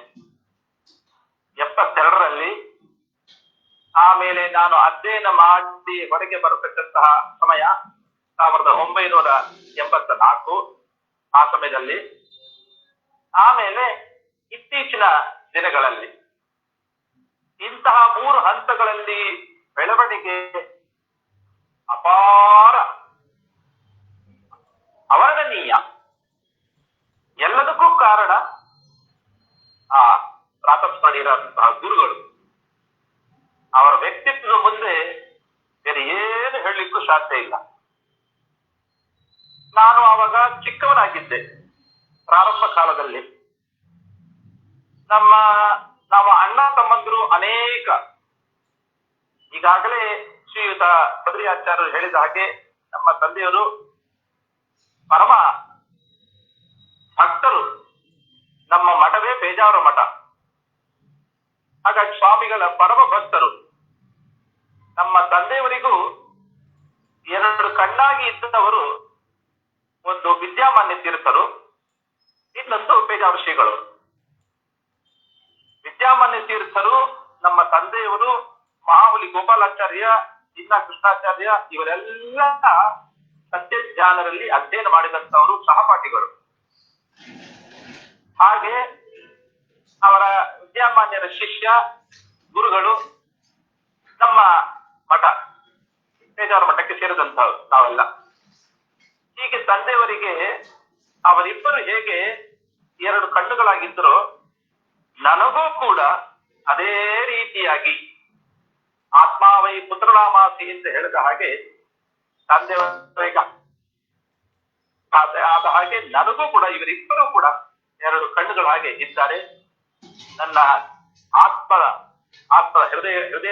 ಹೃದಯಾಕಾಶದಲ್ಲಿ ಇರುವಂತಹ ಜೀವ ಅಂತ ಹೇಳಿದ್ರೆ ಅವರಿಬ್ಬರು ಕೂಡ ಆ ರೀತಿಯಾಗಿ ಒಳಗೆ ಇದ್ದುಕೊಂಡು ಪ್ರೇರಣೆ ಮಾಡ್ತಾ ಇದ್ದಾರೆ. ಅದರಲ್ಲಿ ಸಂದೇಹನೇ ಇಲ್ಲ. ಅಂತಹ 1972 ಆ ಸಮಯದಲ್ಲಿ ನಾನು ವಿದ್ಯಾಪೀಠಕ್ಕೆ ಸೇರಿದಾಗ ನನಗೆ ಬಹಳ ಒಂದು ರೀತಿಯಾದಂತಹ ಮನೆಯಿಂದ ದೂರ ಇದ್ದೆ, ಚಿಕ್ಕ ವಯಸ್ಸು ಬೇರೆ, ಬಹಳ ಬೇಸರ. ಕಾರಣ ನಾವು ಅಣ್ಣ ತಮ್ಮಂದಿರು ಒಂದು 12 ಜನ. ಹಾಗಾಗಿ ಎಲ್ಲರೂ ಕೂಡ ತಂದೆ ತಾಯಂದ್ರ ಬಳಿಯಲ್ಲಿ ಇದ್ದಾರೆ, ನಾನು ಮಾತ್ರ ದೂರದಲ್ಲಿದ್ದೆ. ಅದು ನಮ್ಮ ಪೂರ್ವಿಕರು, ತಂದೆಯವರು ಮಹಾ ಜ್ಯೋತಿಷ್ಕರು. ಅವರಿಗೆ ಗೊತ್ತಿತ್ತೋ ಏನೋ ತ್ಯಜೇದೇಕಂ ಕುಲಸ್ಯಾರ್ಥ ಎನ್ನುವ ಶಾಸ್ತ್ರದ ವಚನದಿಂದಾಗಿ ಮನಸ್ಸನ್ನು ದೃಢವಾಗಿ ಇಟ್ಟುಕೊಂಡು ನನ್ನನ್ನು ದೂರ ಹಾಕಿದ್ರು ಅಂತಂದ್ರೆ ವಿದ್ಯಾಪೀಠದಲ್ಲಿ ಸೇರಿದ್ರು. ಮನೆಯಿಂದ ದೂರ ವಿದ್ಯಾಪೀಠಕ್ಕೆ ಸೇರಿದ್ರು. ಅಣ್ಣ ತಮ್ಮಂದಿರು ಎಲ್ಲರೂ ಕೂಡ ಒಟ್ಟಿಗೆ ಇದ್ದಾರೆ, ನಾನು ಮಾತ್ರ ದೂರದಲ್ಲಿ ಇದ್ದೇನೆ. ನನಗೆ ಆ ಸಮಯದಲ್ಲಿ ಅರಿಯದ ವಯಸ್ಸು, ಒಂದು ವ್ಯಾಮೋಹ. ಅದರಿಂದ ನನಗೆ ಬಹಳ ದುಃಖನೂ ಆಗ್ತಾ ಇತ್ತು, ನಾನೊಬ್ಬ ದೂರದಲ್ಲಿ ಇದ್ದೀನಲ್ಲ ಅಂತ. ಆದರೂ ನಾನು ಬಹಳ ಯಾವ ಕೆಲಸದಲ್ಲಿ ನನಗೆ ಅಷ್ಟು ಇದು ಆಗ್ತಿದ್ದಿಲ್ಲ. ಚೆನ್ನಾಗಿ ಅಧ್ಯಯನ ಮಾಡ್ತಾ ಇದ್ದೆ, ಅದರಲ್ಲೇನು ಸಂದೇಹನೇ ಇಲ್ಲ. ಆದ್ರೂ ಮನೆಯ ವ್ಯಾಮೋಹ ನನಗೆ ಬಿಡ್ಲಿಲ್ಲ. ನಾನು ಮುದ್ದಾವಾಗಿ ಆ ವರ್ಷದ ಪರೀಕ್ಷೆಯಲ್ಲಿ ನಾನು ಉತ್ತೀರ್ಣನಾಗಿಲ್ಲ. ಬೇಕು ಅಂತಾನೆ ನಾನು ಫೈಲ್ ಆದೆ. ಆವಾಗ ಫೈಲ್ ಆದ್ರೆ ಮನೆಗೆ ಕಳಿಸು, ನಾನು ಬಂದೆ, ಮನೆಗೆ ಬಂದ್ಬಿಟ್ಟೆ. ನಾನು ಬಹಳ ಸಂತೋಷ ನನಗೆ. ಅದು ಇಚ್ಛಿತವಾದಂತಹ ವಿಷಯದಲ್ಲಿ ಏನು ಹೇಳಲಿಕ್ಕೆ ಇಲ್ಲ. ಆದ್ರಿಂದ ನನಗೂ ಅದು ಇಷ್ಟಪಡ್ತಿ ಅಂತ ಹೇಳಿ ನಾನು ಮನೆಗೆ ಬಂದ್ಬಿಟ್ಟೆ. ಆ ಬೇಸಿಗೆ ರಜೆಯಲ್ಲಿ ಮನೆಯಲ್ಲಿ ಇದ್ದೆ. ಆಗ ನಾನು ಹೋಗೋದಿಲ್ಲ ಅಂತ ತಂದೆಯವರ ಹತ್ರ ಹೇಳಿ ನಾನು ಶಾಲೆಗೂ ಸೇರಿ ಆಯ್ತು. ಶಾಲೆಗೂ ನನ್ನ ಭರ್ತಿ ಮಾಡಿದ್ರು, ಸೇರಿದೆ ನಾನು. ಹಾಗೆ ಆ ಸಮಯದಲ್ಲಿ ಗುರುಗಳು ಸಂಚಾರಕ್ಕೆ ಬಂದರು, ಮದ್ರಾಸಿನ ಸಂಚಾರಕ್ಕೆ ಬಂದರು. ಸೀತಾರಾಮರ ಮನೆಯಲ್ಲಿ ಭಿಕ್ಷೆ. ತಂದೆಯವರು ನನ್ನನ್ನು ಕರ್ಕೊಂಡು ಹೋದ್ರು. ಏನು ಅಂತ ಹೇಳಿಲ್ಲ, ಬಾ ನನ್ನೊಟ್ಟಿಗೆ ಬಾ ಹಾಗೆ ಅಂತೇಳಿ ಕರ್ಕೊಂಡು ಹೋದ್ರು. ಅಲ್ಲಿ ನೋಡಿದಾಗ ಸ್ವಾಮಿಯರು ಅಲ್ಲಿ ಇದ್ದಾರೆ, ಭಿಕ್ಷೆ. ಸ್ವಾಮಿಯರ ಹತ್ರ ತಂದೆಯವರು ಹೇಳಿದ್ರು, ಈ ತರ ನನ್ನನ್ನು ಭರ್ತಿ ಮಾಡಿದ್ದೇನೆ, ಏನ್ ಮಾಡೋದು, ನನಗೆ ಬಹಳ ಬೇಸರವಾಗಿದೆ. ಅದಕ್ಕೆ ಸ್ವಾಮಿಯರು, ನಾನು ನೋಡ್ಕೊಳ್ತೇನೆ, ನನಗೆ ಅವ ಬೇಕು, ನಿಮ್ಮ ಹಾಗೆ ಅವನು ಬರಬೇಕು ಹೇಳಿ ಹಾಗೆ ನನ್ನನ್ನ ಕರ್ಕೊಂಡು ಹೋದ್ರು. ಅವರ ಜೊತೆಗೆ ದಾರಿಯಲ್ಲಿ ಕೂಡಿಸ್ಕೊಂಡು, ನಾನು ಅವಾಗ ಬಟ್ಟೆ ಇಲ್ಲ, ಏನಿಲ್ಲ, ಇಲ್ಲ ನಾನು ನಿನಗೆ ಸಿದ್ಧಪಡಿಸ್ತೇನೆ, ನೀನು ಬಾ, ಹೀಗೆ ಬಾ ಅಂತ ಹೇಳಿ ನನ್ನ ಹಾಗೆ ಕರ್ಕೊಂಡು ಹೋಗ್ತು. ನನಗೆ ಬಹಳ ದುಃಖ ಜಾಸ್ತಿ ಆಗ್ತಾ ಬಂತು. ಆದ್ರೂ ತಡ್ಕೊಂಡೆ, ಏನ್ ಮಾಡೋದು, ಸರಿ ಅಂತ ಹೇಳಿ ಹಾಗೆ ನಾನು ಹೇಳಿದೆ, ಸ್ವಾಮಿ ನಾನು ಫೈಲ್ ಆಗಿದ್ದೇನೆ, ಏನು ಪುನಃ ಉತ್ತೀರ್ಣನಾಗಿ ಅವಕಾಶನೂ ಇಲ್ಲ. ಅದಕ್ಕೆ ಸ್ವಾಮಿ ಹೇಳಿದ್ರು, ನಾನು ನಿನಗೆ ಬೇಕಾದಾಗೆ ವ್ಯವಸ್ಥೆ ಮಾಡ್ತೇನೆ, ಸರಿ ಅಂತ ಹೇಳಿ ಆ ವರ್ಷ ನನ್ನನ್ನ ಉತ್ತೀರ್ಣನಾಗಿ ನಾನು ಮಾಡಿದ್ರು. ನಂತರದ ಕ್ಲಾಸ್ನಲ್ಲಿ ಬಂದೆ. ಆ ಆವಾಗ ಆವಾಗಲೂ ಇನ್ನು ನನಗೆ ಆ ವ್ಯಾಮೋಹ ಹೋಗ್ಲಿಲ್ಲ. ಹೇಳದೆ ಕೇಳದೆ ನಾವು ಓಡಿ ಬಂದ್ಬಿಟ್ಟೆ. ಆದ್ರೆ 2ನೇ ಸಲ ಹೇಳದೆ ಕೇಳದೆ ನಾನು ಬಂದ್ಬಿಟ್ಟೆ. ನಾನು ಆವಾಗಲೂ ಸ್ವಾಮಿಯರು ದೂರವಾಣಿ ಮೂಲಕವಾಗಿ ತಂದೆಯವರನ್ನ ಸಂಪರ್ಕಿಸಿ ನನ್ನನ್ನ ಉತ್ತಮವಾಗಿ ಕಳಿಸಿ ಎಂಬುದಾಗಿ ಹೇಳಿದ್ರು. ತಂದೆಯವರ ಆ ಆಜ್ಞಾನುಸಾರವಾಗಿ ನಾನು ಅದು ಸೇರಿದೆ. ಆಮೇಲೆ ನನಗೆ ಸ್ವಲ್ಪ ತಿಳುವಳಿಕೆ ಬಂತು. ಇನ್ನು ನಾನು ಅಧ್ಯಯನ ಮಾಡಬೇಕು ಅಂತ ಹೇಳಿ ಆ ವರ್ಷ ಚೆನ್ನಾಗಿ ಅಧ್ಯಯನ ಮಾಡಿ ಖಂಡನತ್ರಯ ಚೆನ್ನಾಗಿ ಅಧ್ಯಯನ ಮಾಡಿ ಸ್ವಾಮಿಯರ ಹತ್ರ ನಾನು ಪರೀಕ್ಷೆ ಕೊಟ್ಟೆ, ವಾಸ ಪರೀಕ್ಷೆ ಕೊಟ್ಟೆ. ಅದರ ಫಲ ನನಗೆ ಅವರ ಮುಖದಲ್ಲಿ ಕಾಣಿಸ್ತು. ಚೆನ್ನಾಗಿ ಎಷ್ಟೆಲ್ಲ ಪ್ರಶ್ನೆ ಕೇಳಿದ್ರು ಎಲ್ಲದಕ್ಕೂ ನಾನು ಉತ್ತರ ಕೊಟ್ಟೆ. ಉತ್ತಮ ರೀತಿಯಲ್ಲಿ ಪರೀಕ್ಷೆಯನ್ನು ಕೊಟ್ಟೆ. ಅದರ ಫಲ ಅವರ ಮುಖದಲ್ಲಿ ನೋಡಿದಾಗ ನನಗೆ ಬಹಳ ಸಂತೋಷ ಆಯ್ತು. ಬಹಳ ಆವಾಗ ಹೇಳಿದ್ರು, ಬೇಷ್ ಎಂಬುದಾಗಿ, ತಂದೆಯವರಂತೆ ನೀನು ಆಗಬೇಕು ಎಂಬುದಾಗಿ ನನ್ನನ್ನು ಹರಿಸಿದ್ರು. ಸ್ವಾಮಿ ನಿಮಗಳ ಆಶೀರ್ವಾದ ಅಂತ ಹೇಳಿ ಆಮೇಲೆ ನಾನು ಅಧ್ಯಯನ ಮಾಡ್ತಾ ಬಂದೆ.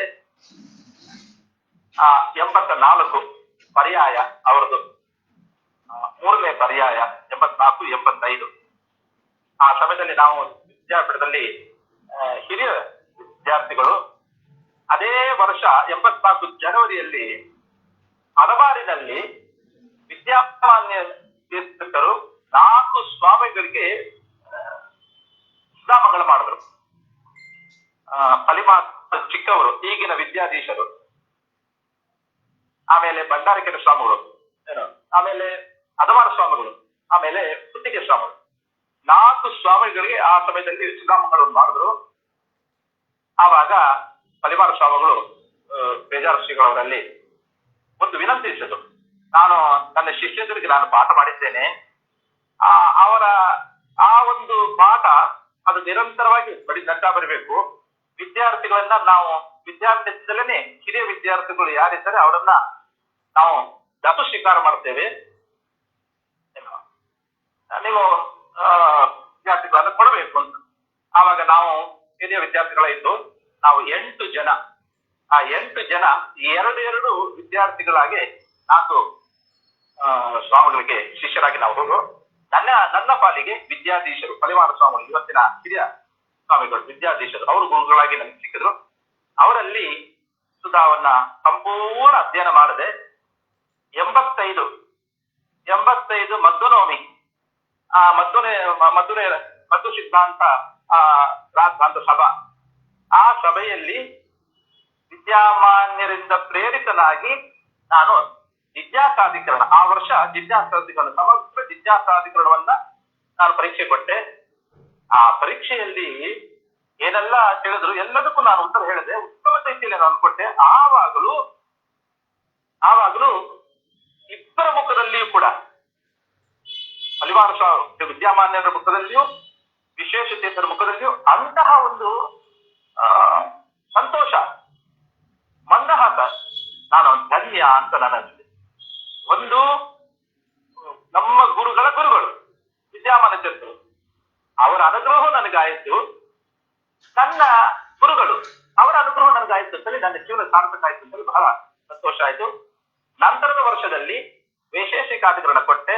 ಅದರ ನಂತರ ವರ್ಷದಲ್ಲಿ ಅಭಿಲಕ್ಷಣತ್ವಾಧಿಕರಣ ಕೊಟ್ಟೆ. ಹೀಗೆ ಅಲ್ಲಿಂದಲೇ ಶುರುವಾಗಿದ್ದು ಜಯತೀರ್ಥ ಪಾರಿತೋಷಿಕ ಸ್ಪರ್ಧೆ ಅಂತ ಹೇಳಿ ಸುಧಾ ಪರೀಕ್ಷೆ ಅಂತ ಹೇಳಿ ಅಲ್ಲಿಂದಲೇ ಶುರುವಾಗಿದ್ದು. ನಮ್ಮ ಕಾಲೇಜಿಂದಲೇ 85ರಿಂದಲೇ ಸುಧಾ ಪರೀಕ್ಷೆ ಅಂತ ಶುರುವಾಗಿದ್ದು ಇವತ್ತಿನ ತನಕ ಅದು ಸುಧಾ ಪರೀಕ್ಷೆ ಆಗ್ತಾ ಬರ್ತಾ ಇದೆ.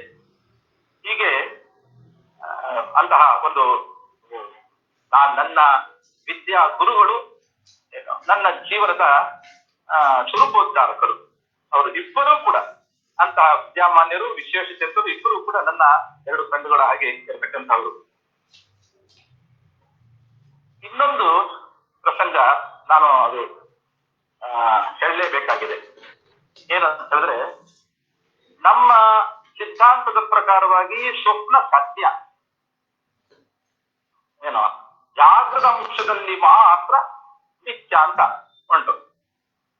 ಅದು ಸಿದ್ಧವಾಗಿರತಕ್ಕಂಥದ್ದು ವಾದ. ವಾಸನಾಮಯವಾದಂತಹ ಪ್ರಪಂಚವನ್ನು ಸೃಷ್ಟಿ ಮಾಡಿ ಅಂತಹ ವಸ್ತುಗಳನ್ನ ಭಗವಂತ ಕಾಣುವ ಹಾಗೆ ಮಾಡ್ತಾನೆ, ಅದು ಸತ್ಯ. ಆದ್ರೆ ಅದು ಜಾಗೃತ ಅವಸ್ಥೆಯಲ್ಲಿ ಕಾಣುವಂತಹದ್ದೇ ಅನ್ನೋ ಅಂಶದಲ್ಲಿ ಮಾತ್ರ ಅದು ಸುಳ್ಳು ಅಂತ ಒಂದು ಸಿದ್ಧಾಂತ ನಮ್ಮದು. ಆ ದೃಷ್ಟಿಯಲ್ಲಿ ನೋಡಿದಾಗ ನನಗೆ ನನ್ನ ಕನಸಿನಲ್ಲಿ ಕೂಡ ಗುರುಗಳು ಬಂದಿದ್ದಾರೆ. ವಿಚಿತ್ರ ರೀತಿಯಲ್ಲಿ ಕನಸಿನಲ್ಲಿ ಬಂದಿದ್ದಾರೆ. ಹೇಗೆ ಅಂತ ಹೇಳಿದ್ರೆ, ಅದು ಶ್ರೀಗಳವರ ಕಾಲ ನಂತರ ಸುಮಾರಾಗಿ 1 ತಿಂಗಳ ನಂತರ 2 ತಿಂಗಳ ನಂತರ ಇರಬಹುದು. ನನ್ನ ಕನಸಿನಲ್ಲಿ ಅವ್ರು ಹೇಗೆ ಹೇಳಿದ್ರೆ, ನೋಡಿ, ನಾವು ಗರುಡ ಪುರಾಣದಲ್ಲಿ ಒಂದು ಮಾತನ್ನು ನಾವು ಕಾಣ್ತೇವೆ. ಏನು ಅಂತ ಹೇಳಿದ್ರೆ, ಆ ಧರ್ಮರಾಜನ ಸಭೆಗೆ 4 ದ್ವಾರಗಳು, ಪೂರ್ವ, ಪಶ್ಚಿಮ, ಉತ್ತರ, ದಕ್ಷಿಣ. ಈ ಪೂರ್ವ, ಪಶ್ಚಿಮ, ಉತ್ತರ ಏನಿದೆ ಅದು ಭಕ್ತಿ ಮಾರ್ಗ, ಧರ್ಮ ಮಾರ್ಗ. ದಕ್ಷಿಣ ಮಾರ್ಗ ಏನಿದೆ ಅದು ಮಾತ್ರ ಯಮ ಮಾರ್ಗ, ನಿವೃತ್ತಿ ಮಾರ್ಗ, ಅಧರ್ಮ ಮಾರ್ಗ. ಗುರುಗಳು ಅಂತಹ ಅಮಾನುಷವಾದಂತಹ ಲೋಕಕ್ಕೆ ಹೇಗೆ ಯಾವ ಮಾರ್ಗದಲ್ಲಿ ಹೋಗ್ತಾ ಇದ್ದಾರೆ ಅಂತಂದ್ರೆ, ಇಂತಹ ಒಂದು ಭಕ್ತಿ ಮಾರ್ಗದಲ್ಲಿ ಹೋಗ್ತಾ ಇದ್ದಾರೆ. ಆ ಒಂದು ವೈಭವ ಇಹಲೋಕದಲ್ಲಿ ಎಷ್ಟೆಲ್ಲ ಜ್ಞಾನವನ್ನು ಸಂಪಾದನೆ ಮಾಡಿ, ಭಗವಂತನ ಪ್ರೀತಿಯನ್ನು ಸಂಪಾದನೆ ಮಾಡಿ ಅವರು ಪರಲೋಕಕ್ಕೆ ಹೋಗುವ ಸಮಯ ಅಂತಹ ಒಂದು ಭಕ್ತಿ ಮಾರ್ಗದಲ್ಲಿ ಅಂತಹ ಒಂದು ವೈಭವದ ಒಟ್ಟಿಗೆ ಆ ಪರಲೋಕಕ್ಕೆ ಹೋಗುವಂತಹದ್ದನ್ನ ನಾನು ಕನಸಿನಲ್ಲಿ ಕಣ್ಣಾರ ಕಂಡೆ. ಬಹಳ ಸಂತೋಷ ಆಯ್ತು ನನಗೆ. ಗುರುಗಳು ಈ ರೀತಿಯಲ್ಲಾದ್ರೂ ಕೂಡ ನನಗೆ ದರ್ಶನವನ್ನು ಕೊಟ್ರಲ್ಲ ಎಂಬುದಾಗಿ. ಅಷ್ಟೇ ಅಲ್ಲ, ಅವರ ಆ ಒಂದು ವೈಭವ, ಅದು ಆ ವೈಭವ ನನ್ನ ಜೀವನಕ್ಕೂ ಕೂಡ ಒಂದು ರೀತಿಯಾದಂತಹ ಪಾಠ. ಅವರ ಜೀವಂತವಾಗಿ ಇದ್ದಾಗ ಒಂದು ರೀತಿಯಾಗಿ ವಿದ್ಯೆಯನ್ನ ನನಗೆ ಕಲಿಸಿದ್ದಾರೆ. ನಂತರದ ಕಾಲದಲ್ಲಿ ಕೂಡ ಆ ಭಕ್ತಿ ಮಾರ್ಗದಲ್ಲಿ ಹೋಗುವ ಕಾಲಕ್ಕೆ ಅದು ಒಂದು ರೀತಿಯಾದಂತಹ ನನಗೆ ಒಂದು ಪಾಠ. ನಾನು ಹೋಗ್ತಾ ಇದ್ದೇನೆ, ನೀನು ಕೂಡ ಅದೇ ರೀತಿಯಾದಂತಹ ಜ್ಞಾನವನ್ನು ಸಂಪಾದನೆ ಮಾಡಿ ಭಕ್ತಿ ಮಾರ್ಗದಲ್ಲೇ ನೀನು ಬರಬೇಕು ಅನ್ನೋ ಇದನ್ನ ತಿಳಿಸಿಕೊಟ್ಟ ಹಾಗೆ ಗುರುಗಳು ನನಗೆ ಕನಸಿನಲ್ಲಿ ಕಂಡಿದ್ದಾರೆ. ಬಹಳ ಸಂತೋಷ ಆಯ್ತು. ನಾನು ಎದ್ದ ಕೂಡಲೇ ಸೀದಾ ಹೋಗಿ ದೇವರಿಗೆ ನಮಸ್ಕಾರವನ್ನು ಮಾಡಿ ಗುರುಗಳ ಸ್ಮರಣೆಯನ್ನು ಮಾಡದೆ, ಅಂತಹ ಒಂದು ದಿವ್ಯವಾದಂತಹ ಒಂದು ಪ್ರಸಂಗ. ಇದನ್ನ ನಾನು ಒಂದು ಮಹಾ ದೊಡ್ಡ ಸಭೆಯಲ್ಲಿ ಕೂಡ ನಾನು ಹೇಳಿದ್ದೇನೆ. ಈಗಿನ ಸ್ವಾಮಿಗಳು ವಿಶ್ವಪ್ರಸನ್ನ ತೀರ್ಥರು ಚೆನ್ನೈ ನಗರಕ್ಕೆ ಬಂದಾಗ, ಅದೇ ಸಮಯದಲ್ಲಿ ಗುರುವಂದನಾ ಕಾರ್ಯಕ್ರಮ ಮಾಡಿದಾಗ ಬಹಿರಂಗವಾಗಿ ನಾನು ಈ ಮಾತನ್ನು ಹೇಳಿದ್ದು ಉಂಟು. ನಾನು ನನ್ನ ಒಟ್ಟಿಗೆ ಮಾತ್ರ ಇದನ್ನ ಹಂಚಿಕೊಳ್ಳದೆ ಎಲ್ಲರ ಸಮ್ಮುಖದಲ್ಲಿ ಕೂಡ ಇಂತಹ ಒಂದು ಪ್ರಸಂಗವನ್ನ, ಗುರುಗಳು ಆ ಒಂದು ಭಕ್ತಿ ಮಾರ್ಗದಲ್ಲಿ ಹೋಗುವಂತಹ ಪ್ರಸಂಗವನ್ನ ನಾನು ಎಲ್ಲರ ಮುಂದೆ ಹಂಚಿಕೊಂಡೆ. ಆಗ ವಿಶ್ವಪ್ರಸನ್ನ ತೀರ್ಥರ ಮುಖದಲ್ಲಿ ಕೂಡ ಅಂತಹ ಒಂದು ಮಂದಹಾಸ, ಅದನ್ನು ನೋಡಿದಾಗ ನನಗೆ ಆ ಗುರುಗಳ ಬಂದಂತಹ ಮಂದಹಾಸ ಹೇಗೆ ನನಗೆ ತೃಪ್ತಿಯನ್ನು ಕೊಡ್ತು, ಅದೇ ರೀತಿಯಾದಂತಹ ಇವತ್ತಿನ ಗುರುಗಳ ಮುಖದಿಂದ ಬಂದಂತಹ ಮಂದಹಾಸ ಕೂಡ ಅಷ್ಟು ತೃಪ್ತಿಯನ್ನು ಕೊಟ್ಟಿದೆ. ಇಂತಹ ಒಂದು ಪ್ರಸಂಗವನ್ನು ನಾನು ಮರೀಲಿಕ್ಕೆ ಸಾಧ್ಯನೇ ಇಲ್ಲ. ಅದು ಶಾಸ್ತ್ರದಲ್ಲಿ ಒಂದು ಮಾತು ಉಂಟು, ಗುರವ ಭವಸ್ತಂತಿ ಶಿಷ್ಯ ಚಿತ್ತಾಪಹಾರಕ, ಗುರವೋ ಭವಸ್ತಂತಿ ಶಿಷ್ಯ ವಿತ್ತಾಪಹಾರಕ. ಚಿತ್ತ ವಿತ್ತ ಇಷ್ಟೇ. ಗುರುಗಳು ಅನೇಕರು ಇರಬಹುದು, ಶಿಷ್ಯರ ಮನಸ್ಸನ್ನು ಅಪಹರಿಸುವಂತಹ ಗುರುಗಳು ಅನೇಕರು ಇರಬಹುದು ಒಂದು ರೀತಿಯಾಗಿ. ಅದೇ ರೀತಿಯಾಗಿ ವಿತ್ತಾಪಹಾರಕ, ಶಿಷ್ಯರ ಆ ಒಂದು ಸಂಪತ್ತನ್ನ, ಜಡವಾದಂತಹ ಸಂಪತ್ತನ್ನ ಅಪಹಾರ ಮಾಡತಕ್ಕಂತಹ ಗುರುಗಳು ಇರಬಹುದು. ಆದರೆ ಲೋಕ ವಿಖ್ಯಾತರಾದಂತಹ ಪರಮ ಭಗವಂತನ ಆ ಕೃಪಾ ಪಾತ್ರರಾದಂತಹ ಗುರುಗಳು ಅತ್ಯಂತ ವಿರಳ. ನಾವು ಅವರ ಕಾಲದಲ್ಲಿ ನಾವು ಇದ್ದೇವೆ ಅಂತ ಹೇಳಿದ್ರೆ ಅದು ನಮ್ಮ ಜನ್ಮ ಸಾರ್ಥಕ ಅಂತಲೇ ಹೇಳ್ಬೇಕಷ್ಟೇ. ಬೇರೆ ಮಾತೇ ಇಲ್ಲ, ಎರಡು ಮಾತೇ ಇಲ್ಲ. ಇದರಿಂದ ಒಂದು ಕಥೆ ನನಗೆ ನೆನಪಾಗತ್ತೆ. ಗುರುಗಳು ಲೋಕದಲ್ಲಿ ಇವತ್ತಿನ ಕಾಲದಲ್ಲಿ ಗುರುಗಳು ಬಹಳಷ್ಟು ಜನ ಇದ್ದಾರೆ. ಜನರನ್ನ ಮೂಡಿ ಮಾಡುವಂತವರು, ಬೇರೆ ಬೇರೆ ರೀತಿಯಾದಂತಹ ಆ ತತ್ವವನ್ನು ತಿಳಿಸಿಕೊಡುವ ಗುರುಗಳು ಅನೇಕರು ಇದ್ದಾರೆ. ಏನೋ ಗುರುಗಳು ಗುರುಗಳು ಕಾಲ ಅಂತಹ ಗುರುಗಳು ದೈವಾಧೀನರಾದರು. ಅವರ ಶಿಷ್ಯನಿಗೂ ಕೂಡ ಅಂತಹ ಸಮಯದಲ್ಲಿ ಆಯುಷು ಕ್ಷೀಣವಾಗಿ ಅವನು ದೈವಾಧೀನವಾಗಿದ್ದಾನೆ. ಅವನು ನರಕಕ್ಕೆ ಹೋದಂತೆ. ಆ ಶಿಷ್ಯ, ನಾನು ನನ್ನ ಗುರುಗಳ ಆ ಒಂದು ಆಜ್ಞಾನುಸಾರವಾಗಿ ಎಲ್ಲವನ್ನೂ ನಾನು ಮಾಡಿದ್ದೇನೆ, ನನಗೆ ಯಾಕೆ ನರಕ?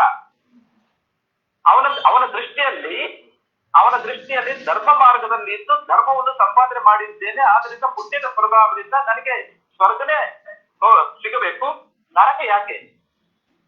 ಇಲ್ಲ, ನೀವು ಸ್ವಲ್ಪ ಬನ್ನಿ ಅಂತ ದೂತರ ಕರ್ಕೊಂಡು ಹೋದ್ರೆ ಅಲ್ಲಿ ಒಂದು ಕಡೆ ಒಂದು ಕೋಣೆಯಲ್ಲಿ ಬಾಗಿಲು ಹಾಕಿತ್ತು. ಬಾಗಿಲು ತಟ್ಟಿದ. ಯಾರು ಅಂತ ಹೇಳಿದ್ರು. ನಾನು ಬಾಗಿಲು ತಟ್ಟಿ ಒಳಗೆ ನೋಡಿದ್ರೆ ಒಳಗೆ ಅವನ ಗುರುಗಳಿದ್ದಾರೆ. ಗುರುಗಳ ಏನಿ ನೀವು ಇಲ್ಲಿ ಅಂದ್ರೆ, ಇದೊಂದು ಒಂದು ಕಥೆ ಅಂತಾನೆ ಇಟ್ಕೊಳ್ಳಿ. ಈ ಕಥೆಯಿಂದ ನಮಗೆ ತಿಳಿದು ಬರುವಂತಹ ಏನು ಪ್ರಸಂಗ ಅಂತಂದ್ರೆ, ಇಂತಹ ನರಕಕ್ಕೆ ಒಯ್ಯುವಂತಹ ಶಿಷ್ಯ ವಿತ್ತಾಪಹಾರಕ ಅಂತಹ ಗುರುಗಳು ಬಹಳಷ್ಟು ಜನ ಇದ್ದಾರೆ. ಆದ್ರೆ ಆ ಗುರುಗಳ ಹಾದಿಯಲ್ಲಿ ನಾವು ಹೋಗಬಾರದು. ಯಾವ ಗುರುಗಳು ನಾನು ಮೇಲೆ ಹೋಗ್ತಾ ಇದ್ದೇನೆ, ಆ ಪರಧಾಮಕ್ಕೆ ಹೋಗ್ತಾ ಇದ್ದೇನೆ, ನನ್ನ ಹಾದಿಯಲ್ಲಿ ನೀನು ಬಾ ಎಂಬುದಾಗಿ ನನಗೆ ಸ್ವಪ್ನದಲ್ಲಿ ಅವ್ರು ಏನು ಒಂದು ಸಂದೇಶವನ್ನು ಕೊಟ್ಟರು, ಅಂತಹ ಗುರುಗಳು ಬಹಳ ವಿರಳ, ಬಹಳ ಕಮ್ಮಿ. ಅಂತಹ ಗುರುಗಳು ನನಗೆ ಸಿಕ್ಕಿದ್ದಾರೆ ಅಂತಂದ್ರೆ ನನ್ನ ಭಾಗ್ಯ, ನನ್ನ ಜೀವನ ಸಾರ್ಥಕ. ಹೀಗೆ ಆದ್ರಿಂದ ಗುರುಗಳು ಇರುವ ಕಾಲಕ್ಕೆ ಮಾತ್ರ ಅವ್ರು ಹೇಳಿದ್ದನ್ನ ಹೇಳುವಂತದ್ದು ಆಗ್ಬಾರದು. ಗುರುಗಳು ಇಲ್ಲ ಅಂದ್ರೆ ನಾವು ನೆನೆಸ್ಕೋಬಾರದು. ಅವರ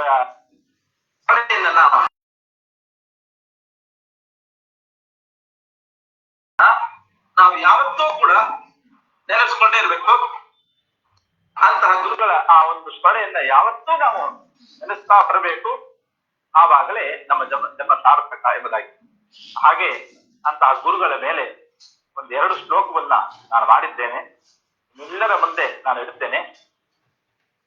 ವಾದೇ ವಾದೇಚ ನಿಷ್ಠಾತಂ ಸುಧಾವಾದರತಂ ಮುನಿಂ ಸ್ವರೂಪೋದ್ಧಾರಕಂ ಶಾಂತಂ ವಿಶ್ವೇಶಂ ವಿಶ್ವಮಾನಿನಂ ರೌಪೇಂದ್ರ ಸೇವಾ ನಿರತಂ ಯತೀಂದ್ರಂ ಕವೀಂದ್ರ ಯೋಗೀಂದ್ರ ಮುನೀಂದ್ರ ಸಾಂದ್ರಂ ವಂದೇ ನೃಪೇಂದ್ರಂ ಭಜತಾಂ ಶುಚೀಂದ್ರಂ ಭಾತಿ ಭಾನೋ ಭವದೀಯ ಭಾಸ್ವರಂ. ಇದು ನಾನು ಗುರುಗಳ ಮೇಲಿನ ಆ ಒಂದು ಭಕ್ತಿಯಿಂದ ಮಾಡಿದಂತಹ ಒಂದು ಪದ್ಯ ಶ್ಲೋಕ. ವಾದೇ ವಾದೇಚ ನಿಷ್ಣಾತಂ, ಯಾವುದೇ ವಾದ ಆಗಲಿ, ಅದು ಸಾಮಾಜಿಕ ವಾದ ಆಗಲಿ ಅಥವಾ ರಾಜಕೀಯ ವಾದ ಆಗಲಿ ಅಥವಾ ವೇದಾಂತ ಶಾಸ್ತ್ರದ ವಾದವಾಗಲಿ, ಎಲ್ಲದರಲ್ಲಿಯೂ ಕೂಡ ಎತ್ತಿದ ಕೈ. ಇವತ್ತಿನ ದಿವಸ ಸಭೆಯಲ್ಲಿ ಗುರುಗಳು ಇದ್ದಾರೆ ಅಂತ ಹೇಳಿದ್ರೆ ಆ ಸಭೆಗೆ ಒಂದು ವೈಭವ. ಯಾವ ಸಭೆಯಲ್ಲಿ ಇರದೇ ಇದ್ದಂತಹ ಒಂದು ವೈಭವ ಆ ಸಭೆಗೆ ಉಂಟು. ಅವರ ಆ ಒಂದು ಎರಡು ಮಾತು, ಇವತ್ತಿನ ಅದ್ವೈತಿಗಳು ಅಂತ ಯಾರೆಲ್ಲ ಇದ್ದಾರೆ, ಕೃಷ್ಣಮೂರ್ತಿ ಶಾಸ್ತ್ರಿಗಳು, ಪ್ರಖ್ಯಾತವಾದಂತಹ ಪಂಡಿತರು, ಕೃಷ್ಣಮೂರ್ತಿ ಶಾಸ್ತ್ರಿಗಳು, ಮಣಿ ದ್ರಾವಿಡು, ಮಹೇಶ್ವರ, ಗೋಣಶಾಸ್ತ್ರಿಗಳು ಅಥವಾ ವೈಷ್ಣವರು, ಶ್ರೀ ವೈಷ್ಣವರು ಯಾರೆಲ್ಲ ಇದ್ದಾರೆ, ಎಲ್ಲರೂ ಕೂಡ ಸ್ವಾಮಿಗಳು ಇದ್ದಾರೆ ಆದ್ರೆ ಹಾಗಾದ್ರೆ ಈ ಸಭೆ ಪರಿಪೂರ್ಣ ಅಂತಾನೆ ಅವರಿಗೆ ನಂಬಿಕೆ. ಅಷ್ಟು ಆ ವಯಸ್ಸಿನಲ್ಲಿಯೂ ಕೂಡ ಆ ಒಂದು ಬುದ್ಧಿಯ ವೈಚಿತ್ರ್ಯ, ಅವರು ಕೊಡತಕ್ಕಂತಹ ಸಮಾಧಾನ ಎಲ್ಲರಿಗೂ ಸಮಾನ. ಅದ್ವೈತಿಗಳಿಗಾಗಲಿ ಶ್ರೀ ವೈಷ್ಣವರಿಗಾಗಲಿ ಅಂತಹ ಒಂದು ಪರಿಪೂರ್ಣವಾದಂತಹ ಸಮಾಧಾನ ಬೇರೆ ಯಾರಿಂದಲೂ ಅದು ಸಾಧ್ಯ ಇಲ್ಲ. ವಾದೇ ವಾದೇತ ನಿಷ್ಣಾತಂ. ಆಮೇಲೆ ಸುಧಾ ವಾದರತಂ ಮುನಿಂ, ಅವರು ಜ್ಞಾನಿಗಳು. ಎಂತಹ ಎಂತಹ ಜ್ಞಾನಿಗಳು ಯಾವಾಗೂ ಕೂಡ ಸುಧಾವಾದರಥಂ ಸುಧಾಧ್ಯಯನ ಅಧ್ಯಾಪನ. ಅದು ಎಂತಹ ಸಮಯದಲ್ಲಿ ಬೆಳಿಗ್ಗೆ ಯಾವ ಉಂಟು ಎಲ್ಲ ಸಮಯದಲ್ಲೂ ಏನೋ ಬಹಳಷ್ಟು ಕಾರ್ಯಕ್ರಮ ಇದ್ದರೂ ಕೂಡ ಗಾಡಿಯಲ್ಲಿ ಸಂಚಾರ ಮಾಡೋದಕ್ಕೆ ಗಾಡಿಯಲ್ಲೂ ಕೂಡ ಪಾಠವನ್ನು ಮಾಡ್ತಾನೆ ಇದ್ರು. ಸುಧಾವಾದರಥಂ ಮನೆ ಸ್ವರೂಪೋದ್ಧಾರಕಂ ಅಂತಹ ನನ್ನ ಸ್ವರೂಪೋದ್ಧಾರಕರು ಅವರು ಆಗಿನ ಕಾಲದಲ್ಲಿ ನಾನು ಹೇಳಿದ ಹಾಗೆ ಆವಾಗ ನನ್ನ ಕೈ ಹಿಡಿದು ಅವರು ಕರ್ಕೊಂಡು ಹೋಗದೆ ಇದ್ದರೆ ನಾನು ಇವತ್ತಿನ ದಿವಸ ಪರಮ ಲೌಕಿಕ ಆಗ್ತಾ ಇದ್ದೆ. ಆ ತಂದೆಯವರ ಪೂರ್ವಿಕರ ಏನೋ ಅದು ಏನಿದೆ ಶಾಸ್ತ್ರದಲ್ಲಿ ಒಂದು ಮಾತು ಉಂಟು, ಏಕೇನ ಸೂರುಚ್ಚೇನ ವಾಸಿತಂ ತದ್ವನಂ. ಒಂದು ಗಂಧದ ಮರ ಇದ್ರೆ ಸಾಕು ಇಡೀ ಕಾಡಿನಲ್ಲಿ ಅಂತಹ ಗಂಧದ ವಾಸನೆ ಬರುತ್ತದೆ. ಹಾಗೆ ಒಬ್ಬ ಯಾರಾದ್ರೂ ಇಂತಹ ಶಾಸ್ತ್ರವನ್ನು ಅಧ್ಯಯನ ಮಾಡ್ಲಿಕ್ಕೆ ಬೇಕು ಅಂತೇಳಿ ನನ್ನ ಕೈ ಹಿಡಿದುಕೊಂಡು ಹೋಗಿದ್ದಾರೆ. ನನ್ನ ಸ್ವರೂಪ ಉದ್ಧಾರವಾಗಿದೆ ಅಂತಹ ಗುರುಗಳು. ಸ್ವರೂಪೋದ್ಧಾರಕಂ ಶಾಂತಂ ಪರಮ ಶಾಂತ. ಅವರ ಯಾರ ಮನಸ್ಸನ್ನು ಕೂಡ ಅವರು ನೋಯಿಸೋದಿಲ್ಲ. ಒಂದೆರಡು ಪ್ರಸಂಗದಲ್ಲಿ ಏನಾದ್ರೂ ಒಂದೆರಡು ಮಾತನ್ನು ಆಡಿರ್ಬೋದು, ಕೂಡಲೇ ಅವರು ಸಮಾಧಾನಕ್ಕೆ ಬಂದು ನಮ್ಮನ್ನೆಲ್ಲ ಪ್ರೀತಿಸ್ತಾ ಇದ್ರು. ಎರಡು ಮಾತೇ ಇಲ್ಲ ಅದರಲ್ಲಿ. ಅಂತಹ ಶಾಂತಂ ವಿಶ್ವೇಶಂ ವಿಶ್ವಮಾನಿನಂ ಅಂತಹ ವಿಶ್ವದಿಂದ ಮಾನ್ಯರು, ವಿಶ್ವಕ್ಕೆ ಮಾನ್ಯರು ಅಂತಹ ವಿಶ್ವೇಶ ತೀರ್ಥರು. ಅದು ವಿಶ್ವದಿಂದ ಮಾನಿತರು. ಎಲ್ಲರಿಗೂ ಕೂಡ ಅವರ ಆ ಒಂದು ಚಿತ್ರಣ ಕಣ್ಣು ಮುಂದೆ ನಿಂತುಕೊಂಡ್ರೆ ಅಂತಹ ಅವರ ಮೇಲಿನ ಆ ಒಂದು ಭಕ್ತಿ, ಎಲ್ಲ ವಿಧವಾದಂತಹ ಚರಿತ್ರೆ ಎಲ್ಲ ಕಂಡು ಬರುವಂತಹದ್ದು. ವಿಶ್ವ ಮಾನಿನಂ ವಿಶ್ವೇಶಂ. ಆಮೇಲೆ ದೌಪ್ಯೇಂದ್ರ ಸೇವಾ ನಿರತಂ. ಈ ಎರಡು ಶ್ಲೋಕಕ್ಕೂ ಕೂಡ ಕ್ರಿಯಾಪದ ಒಂದೇ. ಸ್ವರೂಪೋದ್ಧಾರಕಂ ಶಾಂತಂ ವಿಶ್ವೇಶಂ ವಿಶ್ವಮಾನಿನಂ. ನಂತರದ ಶ್ಲೋಕದಲ್ಲಿ ಉಂಟು ಎಲ್ಲ ವಿಶೇಷಣ. ದೌಪ್ಯೇಂದ್ರ ಸೇವಾ ನಿರತಂ ಯತೀಂದ್ರಂ. ದೌಪ್ಯೇಂದ್ರ ಕೃಷ್ಣನ ಸೇವಾ ಯಾವಾಗಲೂ ಮಾಡುವಂತಹದ್ದು, ಅದು ಎಲ್ಲರಿಗೂ ಗೊತ್ತಿರುವಂತಹ ವಿಷಯ. 5 ಪರ್ಯಾಯ ಪರಿಪೂರ್ಣವಾಗಿ ಮಾಡಿದಂತಹದ್ದು. 5 ಪರ್ಯಾಯ ಮಾಡಬೇಕಾದರೂ ಕೂಡ ಅವರಿಗೆ ಬಹಳಷ್ಟು ಸ್ವಲ್ಪ ಮನಸ್ಸಿನಲ್ಲಿ ಆತಂಕ ಇರಬಹುದು ಏನೋ. ಯಾಕೆಂದ್ರೆ ವಾದಿರಾಜರು ಜ್ಞಾನಿಗಳು, ಅವರನ್ನ ನಾವು ಮೀರಬಾರದು ಅಂತ. ಆದರೂ ಕೂಡ ಪರ್ಯಾಯದ ಪೂರ್ವಭಾವಿಯಾಗಿ ಸೋದೆಗೆ ಹೋಗಿ ವಾದಿರಾಜರಲ್ಲಿ ಆ ಒಂದು ಆಜ್ಞೆಯನ್ನು ಸ್ವೀಕಾರ ಮಾಡಿ ಅವರು ಕೊಟ್ಟ ಆದೇಶ, ಅವರು ವಾದಿರಾಜರು ಗುರುಗಳಿಗೆ ತೋರಿಸಿದಂತಹ ಮಾರ್ಗ, ಆ ಮಾರ್ಗದಲ್ಲಿ ಬಂದಿದ್ದರಿಂದಲೇನೆ 5 ಪರ್ಯಾಯ ಸಂಪೂರ್ಣವಾಗಿ ಎಲ್ಲ ಸೌಂದರ್ಯದಿಂದ ಸುಂದರವಾಗಿ ಅಂತಹ ಪರ್ಯಾಯ ನಡೆದಿದೆ, ವಿಜೃಂಭಣೆಯಿಂದ ನಡೆದಿದೆ ಅಂತಹ ದೌಪ್ಯೇಂದ್ರ ಸೇವಾ ನಿರತಂ. ಆದ್ರಿಂದಲೇನೆ ಪರ್ಯಾಯ ಅವಸಾನ ಕಾಲದಲ್ಲಿ ಅವರಿಗೆ ಒಂದು ಕೀರ್ತಿ ಬಂತು, ಯತೀಂದ್ರಂ, ಯತಿ ಕುಲ ಚಕ್ರವರ್ತಿ ಎಂಬುದಾಗಿ. ಯತೀಂದ್ರಂ, ಆಮೇಲೆ ಕವೀಂದ್ರ, ಯೋಗೀಂದ್ರ, ಮುನೀಂದ್ರ, ಸಾಂದ್ರಂ. ಕವೀಂದ್ರಂ ಏನೇ ಒಂದು ಇದನ್ನ ಕೇಳಿ, ಸಾಹಿತ್ಯ ಕ್ಷೇತ್ರದಲ್ಲಿಯೂ ಅಂತಹ ಒಂದು ಜ್ಞಾನ, ಕಾವ್ಯ ಕ್ಷೇತ್ರದಲ್ಲಿಯೂ ಅಂತಹ ಒಂದು ಜ್ಞಾನ, ನ್ಯಾಯ ಕ್ಷೇತ್ರದಲ್ಲೂ ಅಂತಹ ಒಂದು ಜ್ಞಾನ, ಯಾವುದೂ ಕೂಡ ಬಿಟ್ಟಿಲ್ಲ, ಎಲ್ಲವನ್ನೂ ಕೂಡ ಮುಟ್ಟಿದ್ದಾರೆ. ಅಂತಹ ಜ್ಞಾನವನ್ನು ಸಂಪಾದನೆ ಮಾಡಿದ್ದಾರೆ. ಕವೀಂದ್ರಂ, ಯೋಗೀಂದ್ರಂ, ತಪಸ್ಸು, ಅಂತಹ ತಪಸ್ಸು. ಇದರ ಬಗ್ಗೆ ನಾನು ಒಂದು ವಿಷಯ ಹೇಳಬೇಕು. ಒಮ್ಮೆ ಸುಮಾರಾಗಿ 84 ಪರ್ಯಾಯದ ನಂತರ 84, 85 ಪರ್ಯಾಯ ಕಾಲ, ಅದ ನಂತರದಲ್ಲಿ ಮದ್ರಾಸು ಸಂಚಾರ ಬಂದಾಗ ಅವರಿಗೆ ಸ್ವಲ್ಪ ಅಸ್ವಸ್ಥ, ಬಹಳಷ್ಟು. ಡಾಕ್ಟರ್ ಎಲ್ಲ ಹೇಳಿದ್ರು, ನೀವು ಇರಬೇಕು, ಏನೋ ಸ್ವಲ್ಪ ರೆಸ್ಟ್ ಅಲ್ಲಿ ಇರಬೇಕು, ನಿಮ್ ದೇಹ ಇಷ್ಟು ಹದಗೆಟ್ಟಿದೆ, ಆದ್ರಿಂದ ನೀವು ಸಂಚಾರ ಮಾಡೋದು ಉಚಿತ ಅಲ್ಲ. ಆದ್ರೆ ಅವರಿಗೆ ಆತ್ಮಬಲ ಜಾಸ್ತಿ. ಅವರು ಇದಕ್ಕೆಲ್ಲ ಬೆಲೆ ಕೊಟ್ಟಿಲ್ಲ. ನಿತ್ಯ ಏನು ಪ್ರಣವ ಮಂತ್ರ ಜಪ ಮಾಡ್ತಾ ಇದ್ರು ಅದನ್ನ ಸ್ವಲ್ಪ ಜಾಸ್ತಿ ಮಾಡಿದ್ರು. 1000 ಮಾಡಿದ್ರೆ 3000 ಹೀಗೆ ಜಾಸ್ತಿ ಮಾಡಿದ್ರು. ಆ ಸಮಯದಲ್ಲಿ ಜಾಸ್ತಿ ಮಾಡಿದ್ರು. ಆಮೇಲೆ ಸಂಚಾರಕ್ಕೆ ಹೊರಟರು.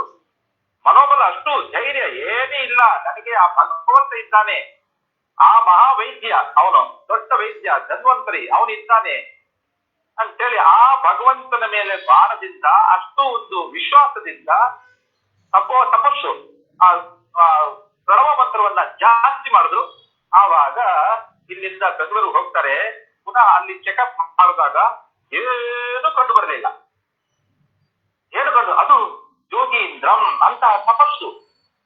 ಆ ತಪಸ್ಸು ಬಲದಿಂದ ಏನು ಆ ಒಂದು ಚಿಹ್ನೆಗಳಿತ್ತು, ರೋಗದ ಚಿಹ್ನೆಗಳಿತ್ತು, ಎಲ್ಲ ಹೋಗ್ಬಿಟ್ಟಿದೆ. ಅಥವಾ ಯೋಗೀಂದ್ರಂ ಮುನೀಂದ್ರ ಸಾಂದ್ರಂ, ಜ್ಞಾನಿಗಳು ಸಾಂದ್ರಂ ಸಾಂದ್ರಂ. ಅಪ್ಪ ಎಂತ ಒಂದು ಕರುಣಾಮಯಿ. ಅವರ ಮನಸ್ಸು ಯಾವತ್ತೂ ಕೂಡ ಹಗಲು ರಾತ್ರಿ ಒದ್ದೆಯಾಗೇ ಇರುವಂತದ್ದು. ಮನಸ್ಸು ಶೋಷಣೆ ಮಾಡೇ ಇಲ್ಲ ಅವರು ಜೀವನದಲ್ಲಿ, ಇಡೀ ಜೀವನದಲ್ಲಿ ಏನೋ ಬರಡು ಜೀವನ ಅಂತಾನೆ ಇಲ್ಲ. ಅಂತಹ ಕರುಣಾಮಯಿ. ಯಾರನ್ನೇ ಆಗಲಿ, ಯಾರ ಮನಸ್ಸನ್ನು ಕೂಡ ನೋಯಿಸೋದಿಲ್ಲ. ಅಂತಹ ಸಾಂದ್ರಂ ಒಂದೇ ನೃಪೇಂದ್ರಂ, ಅಂತಹ ನೃಪೇಂದ್ರಂ, ಎಲ್ಲ ರಾಜರಿಗೆಲ್ಲ ರಾಜ. ಯಾರನ್ನೂ ಕೇಳಿದ್ರು, ಊರಲ್ಲಿ ಏನಾದ್ರೂ ಒಂದು ಸಮಸ್ಯೆ ಬಂತು, ಊರಿನ ನಾಯಕರೆಲ್ಲ ಸೀದಾ ನಮಗೆ ನಮ್ಮ ಗುರುಗಳ ಬಂದರು. ರಾಷ್ಟ್ರದಲ್ಲಿ ಏನಾದ್ರೂ ಒಂದು ಸಮಸ್ಯೆ, ರಾಜಕಾರಣಿಗಳಿಗೆ ಏನಾದ್ರೂ ಒಂದು ಸಮಸ್ಯೆ ಬಂತು, ಗುರುಗಳ ಬಳಿಯಲ್ಲಿ ಬಂದರು. ಅಂತಹ ನೃಪೇಂದ್ರ ರಾಜರಿಗೆಲ್ಲ ರಾಜ. ಆದ್ರಿಂದಲೇನೆ ಅವರಿಗೆ ಅವರ ಆ ಒಂದು ಸೇವಾ ಲೋಕ ಸೇವೆ ಎಲ್ಲವನ್ನು ನೋಡಿ ಆ ಒಂದು ಡಾಕ್ಟರ್ ವಿಶ್ವೇಶ ತೀರ್ಥ ಅಂತ ಒಂದು ಪದಕ. ಈ ಪದಕದಿಂದ ಅವ್ರಿಗೇನಾಗಬೇಕಾಗಿಲ್ಲ. ಆದರೂ ಕೂಡ ನೋಡಿ, ಭಾಗವತದಲ್ಲಿ ಒಂದು ಮಾತು ಬರುತ್ತೆ, ನೈವಾತ್ಮನ ಪ್ರತಿಭಂ ನಿಜಲಾಭ ಪೂರ್ಣ ಮಾನಂ ಜನಾತ್ ಅವಿದುಷ ಕರುಣೋ ಮೃಣೀಯತೆ ಎತ್ತೆಜ್ಜನೋ ಭಗವತೆ ವಿದಧೀತ ಮಾನಂ ತಚ್ಚಾತ್ಮನ ಪ್ರತಿಮುಖಶ್ರೀ ಯಥಾಮುಖಶ್ರೀ ಅಂತ. ನಮ್ಮ ಪೂಜೆಯಿಂದ, ನಮ್ಮ ಆರಾಧನೆಯಿಂದ, ನಮ್ಮ ನೈವೇದ್ಯದಿಂದ ಭಗವಂತನಿಗೆ ಏನು ಆಗಬೇಕಾಗಿಲ್ಲ. ಅವನು ನಿಜ ಲಾಭ ಪೂರ್ಣ, ಅವನು ಶ್ರವಣ, ನಿತ್ಯ ತೃಪ್ತ, ಆಪ್ತಕಾಮಸ್ಯ ಕಾಷ್ಟ, ಅಂತಹ ಆಪ್ತಕಾಮ. ಅವನಿಗೆ ನಮ್ಮ ಪೂಜೆಯಿಂದ ಏನಾಗಬೇಕಾಗಿಲ್ಲ. ಆದರೆ ಪ್ರತಿಬಿಂಬರಾದಂತಹ ಆ ಜೀವನ ಜೀವ ಚೆನ್ನಾಗಿರ್ಬೇಕು. ನಮ್ಮ ಆರಾಧನೆಗೋಸ್ಕರವಾಗಿ ಭಗವಂತನ ಆರಾಧನೆ.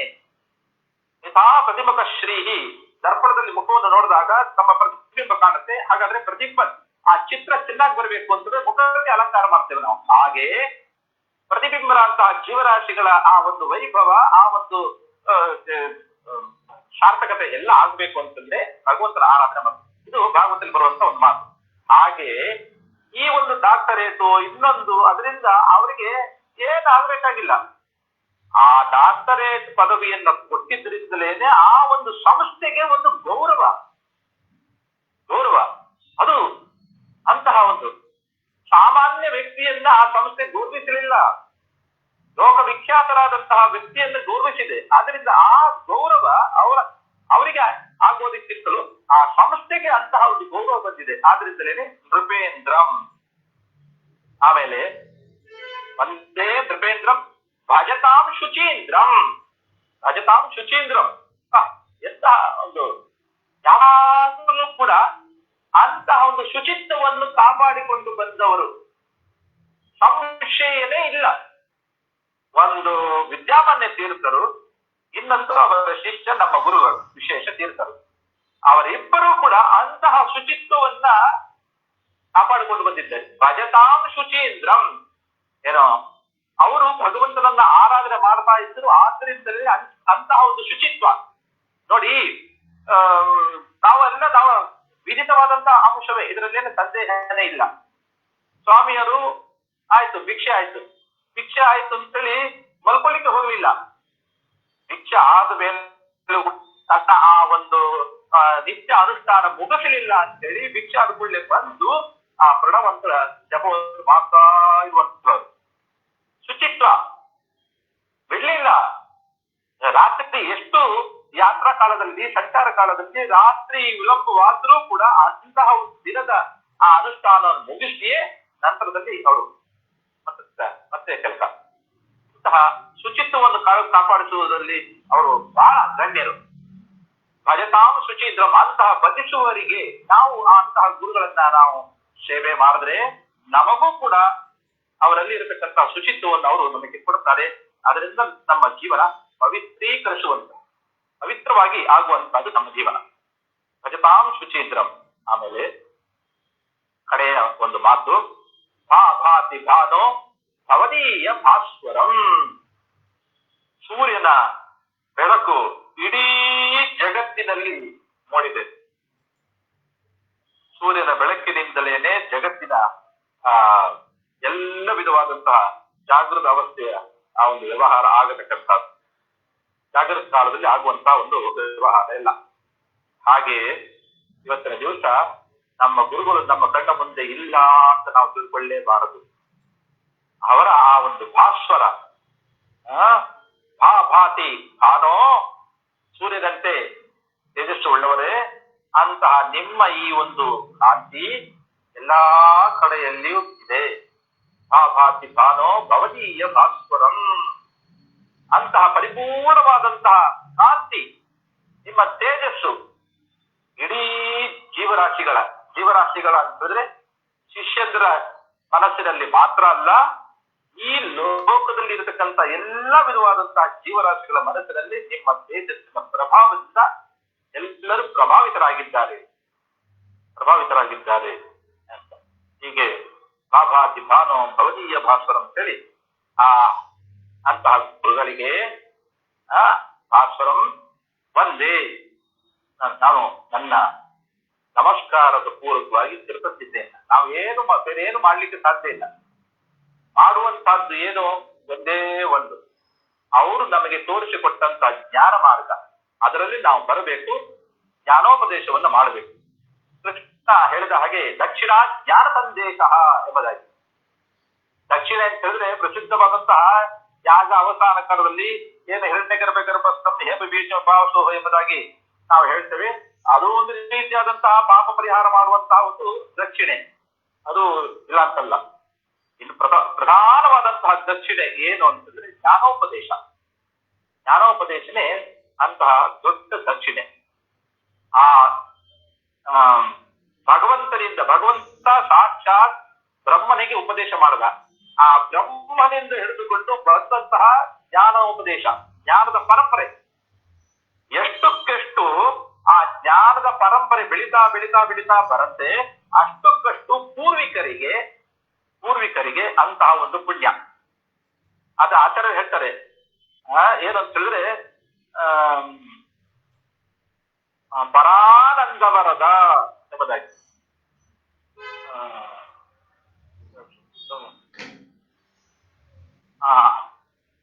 ಅಷ್ಟು ಸುಖವನ್ನ ನನಗೆ ಕೊಟ್ಟಿದ್ದಾನೆ, ಬೇರೆ ಯಾರು ಅನುಭವಿಸಲಿಕ್ಕೆ ಆಗದಂತಹ ಸುಖವನ್ನ, ಪರಮ ಸುಖವನ್ನ ನನಗೆ ಕೊಟ್ಟಿದ್ದಾನೆ ಭಗವಂತ ಅಂತ ಆಚಾರ್ಯರು ಸ್ಪಷ್ಟವಾಗಿ ಹೇಳ್ತಾರೆ. ಅಷ್ಟು ಸುಖ ಬರಬೇಕಾದ್ರೆ ಅಷ್ಟು ಪುಣ್ಯ ಅವರಲ್ಲಿ ಇರಬೇಕು. ಕಾರಣ ಆ ಜ್ಞಾನದ ಪರಂಪರೆ ಬೆಳೀತಾ ಬಂದಿದ್ದ ಹಾಗೆ ಕನಕಾದಿಗಳಿಂದ ಹಿಡಿದು ಇವತ್ತಿನ ಪರ್ಯಂತವಾಗಿ ನಮ್ಮ ಗುರುಗಳ ಪರ್ಯಂತವಾಗಿ ಆ ಜ್ಞಾನದ ಪರಂಪರೆ ಬೆಳೀತಾ ಬಂದ ಹಾಗೆ ಆ ಪೂರ್ವಿಕರಲ್ಲಿ ಇರತಕ್ಕಂಥ ಪೂರ್ವಿಕರು ಅಂತಹ ಬ್ರಹ್ಮಾದಿ ಜೀವರಾಶಿಗಳು, ಅವರಲ್ಲಿ ಅಂತಹ ಪುಣ್ಯ, ಅಧಿಕವಾದಂತಹ ಪುಣ್ಯ. ಅದೇ ರೀತಿಯಾಗಿ ಗುರುಗಳ ಉಪದೇಶವನ್ನು ನಾವು ಪಡೆದಿದ್ದೇವೆ. ಆ ಜ್ಞಾನೋಪದೇಶವನ್ನು ನಮ್ಮ ಶಿಷ್ಯರಿಗೆ, ಅವರ ಪ್ರಶಿಷ್ಯರಿಗೆ ಈಗ ಆ ಜ್ಞಾನದ ಪರಂಪರೆ ಬೆಳೆಸುವ ಮೂಲಕವಾಗಿ ನಾವು ಅವರಿಗೆ ಕೃತಜ್ಞತೆಯನ್ನು ಸಲ್ಲಿಸಬೇಕು ಅಷ್ಟೇ ವಿನ ಬೇರೆ ಯಾವ ರೀತಿಯಿಂದ ಕೃತಜ್ಞತೆಯನ್ನು ಸಲ್ಲಿಸಲಿಕ್ಕೆ ಸಾಧ್ಯವೇ ಇಲ್ಲ.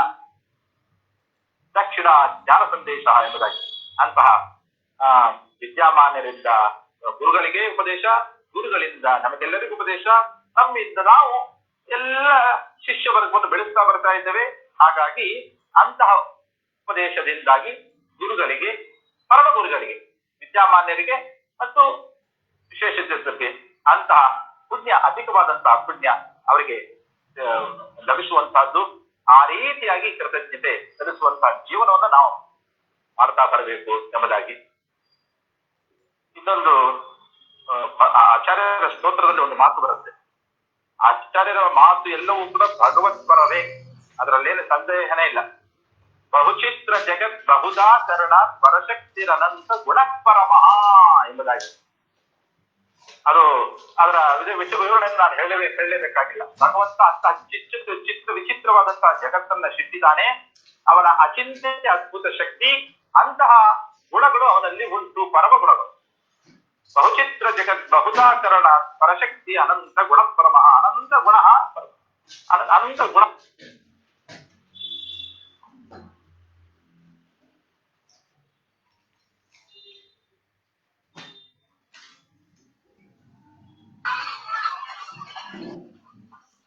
ವೆಂಕಟೇಶಾಚಾರ್ಯ ಯಾಕೆ ಆಚಾರ್ಯ ಏನೋ ಡಿಸ್ಕನೆಕ್ಟ್ ಆಯ್ತು, ಮೋಸ್ಟ್ಲಿ ಜಾಯ್ನ್ ಆಗ್ಬೋದು ಆಚಾರ್ಯ, ಇದು ಜಾಯ್ನ್ ಆಗ್ಬೋದು. Okay okay.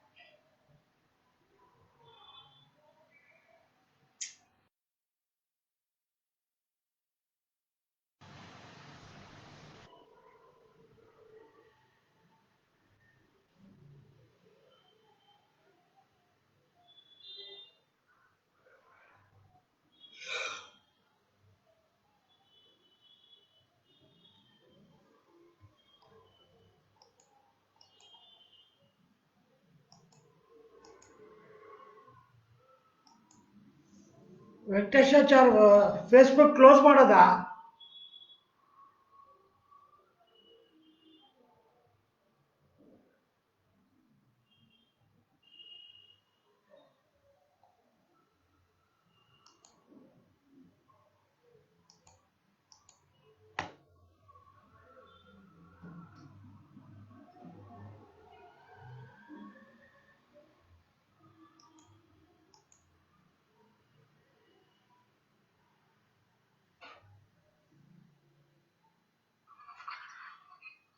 ವೆಂಕಟೇಶಾಚಾರ್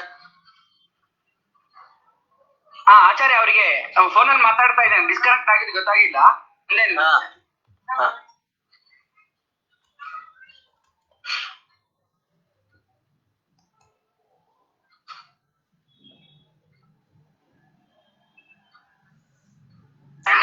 ಬರ್ತಾರಂತೆ ಆಚಾರ್ಯ, ಬಂದು.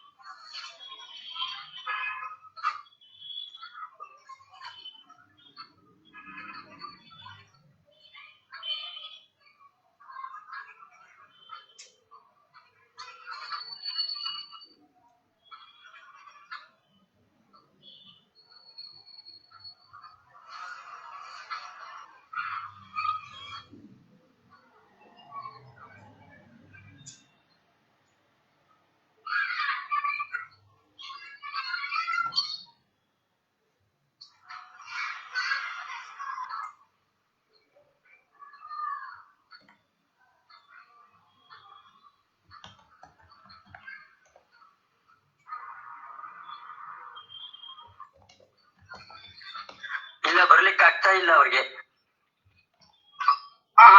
ಆಚಾರ್ಯ ಒಂದ್ ನಿಮಿಷ ಫೋನ್ ಮಾಡ್ಬಿಡ್ತೀನಿ, ಇಲ್ಲಾಂದ್ರೆ ವಂದನಾರ್ಪಣೆಗಳನ್ನು ಮಾಡಿಬಿಟ್ರೆ ಆಯ್ತು. ನಾನು ಅವ್ರಿಗೆ ಫೋನ್ ಮಾಡ್ತೀನಿ. ಒಂದ್ ನಿಮಿಷ.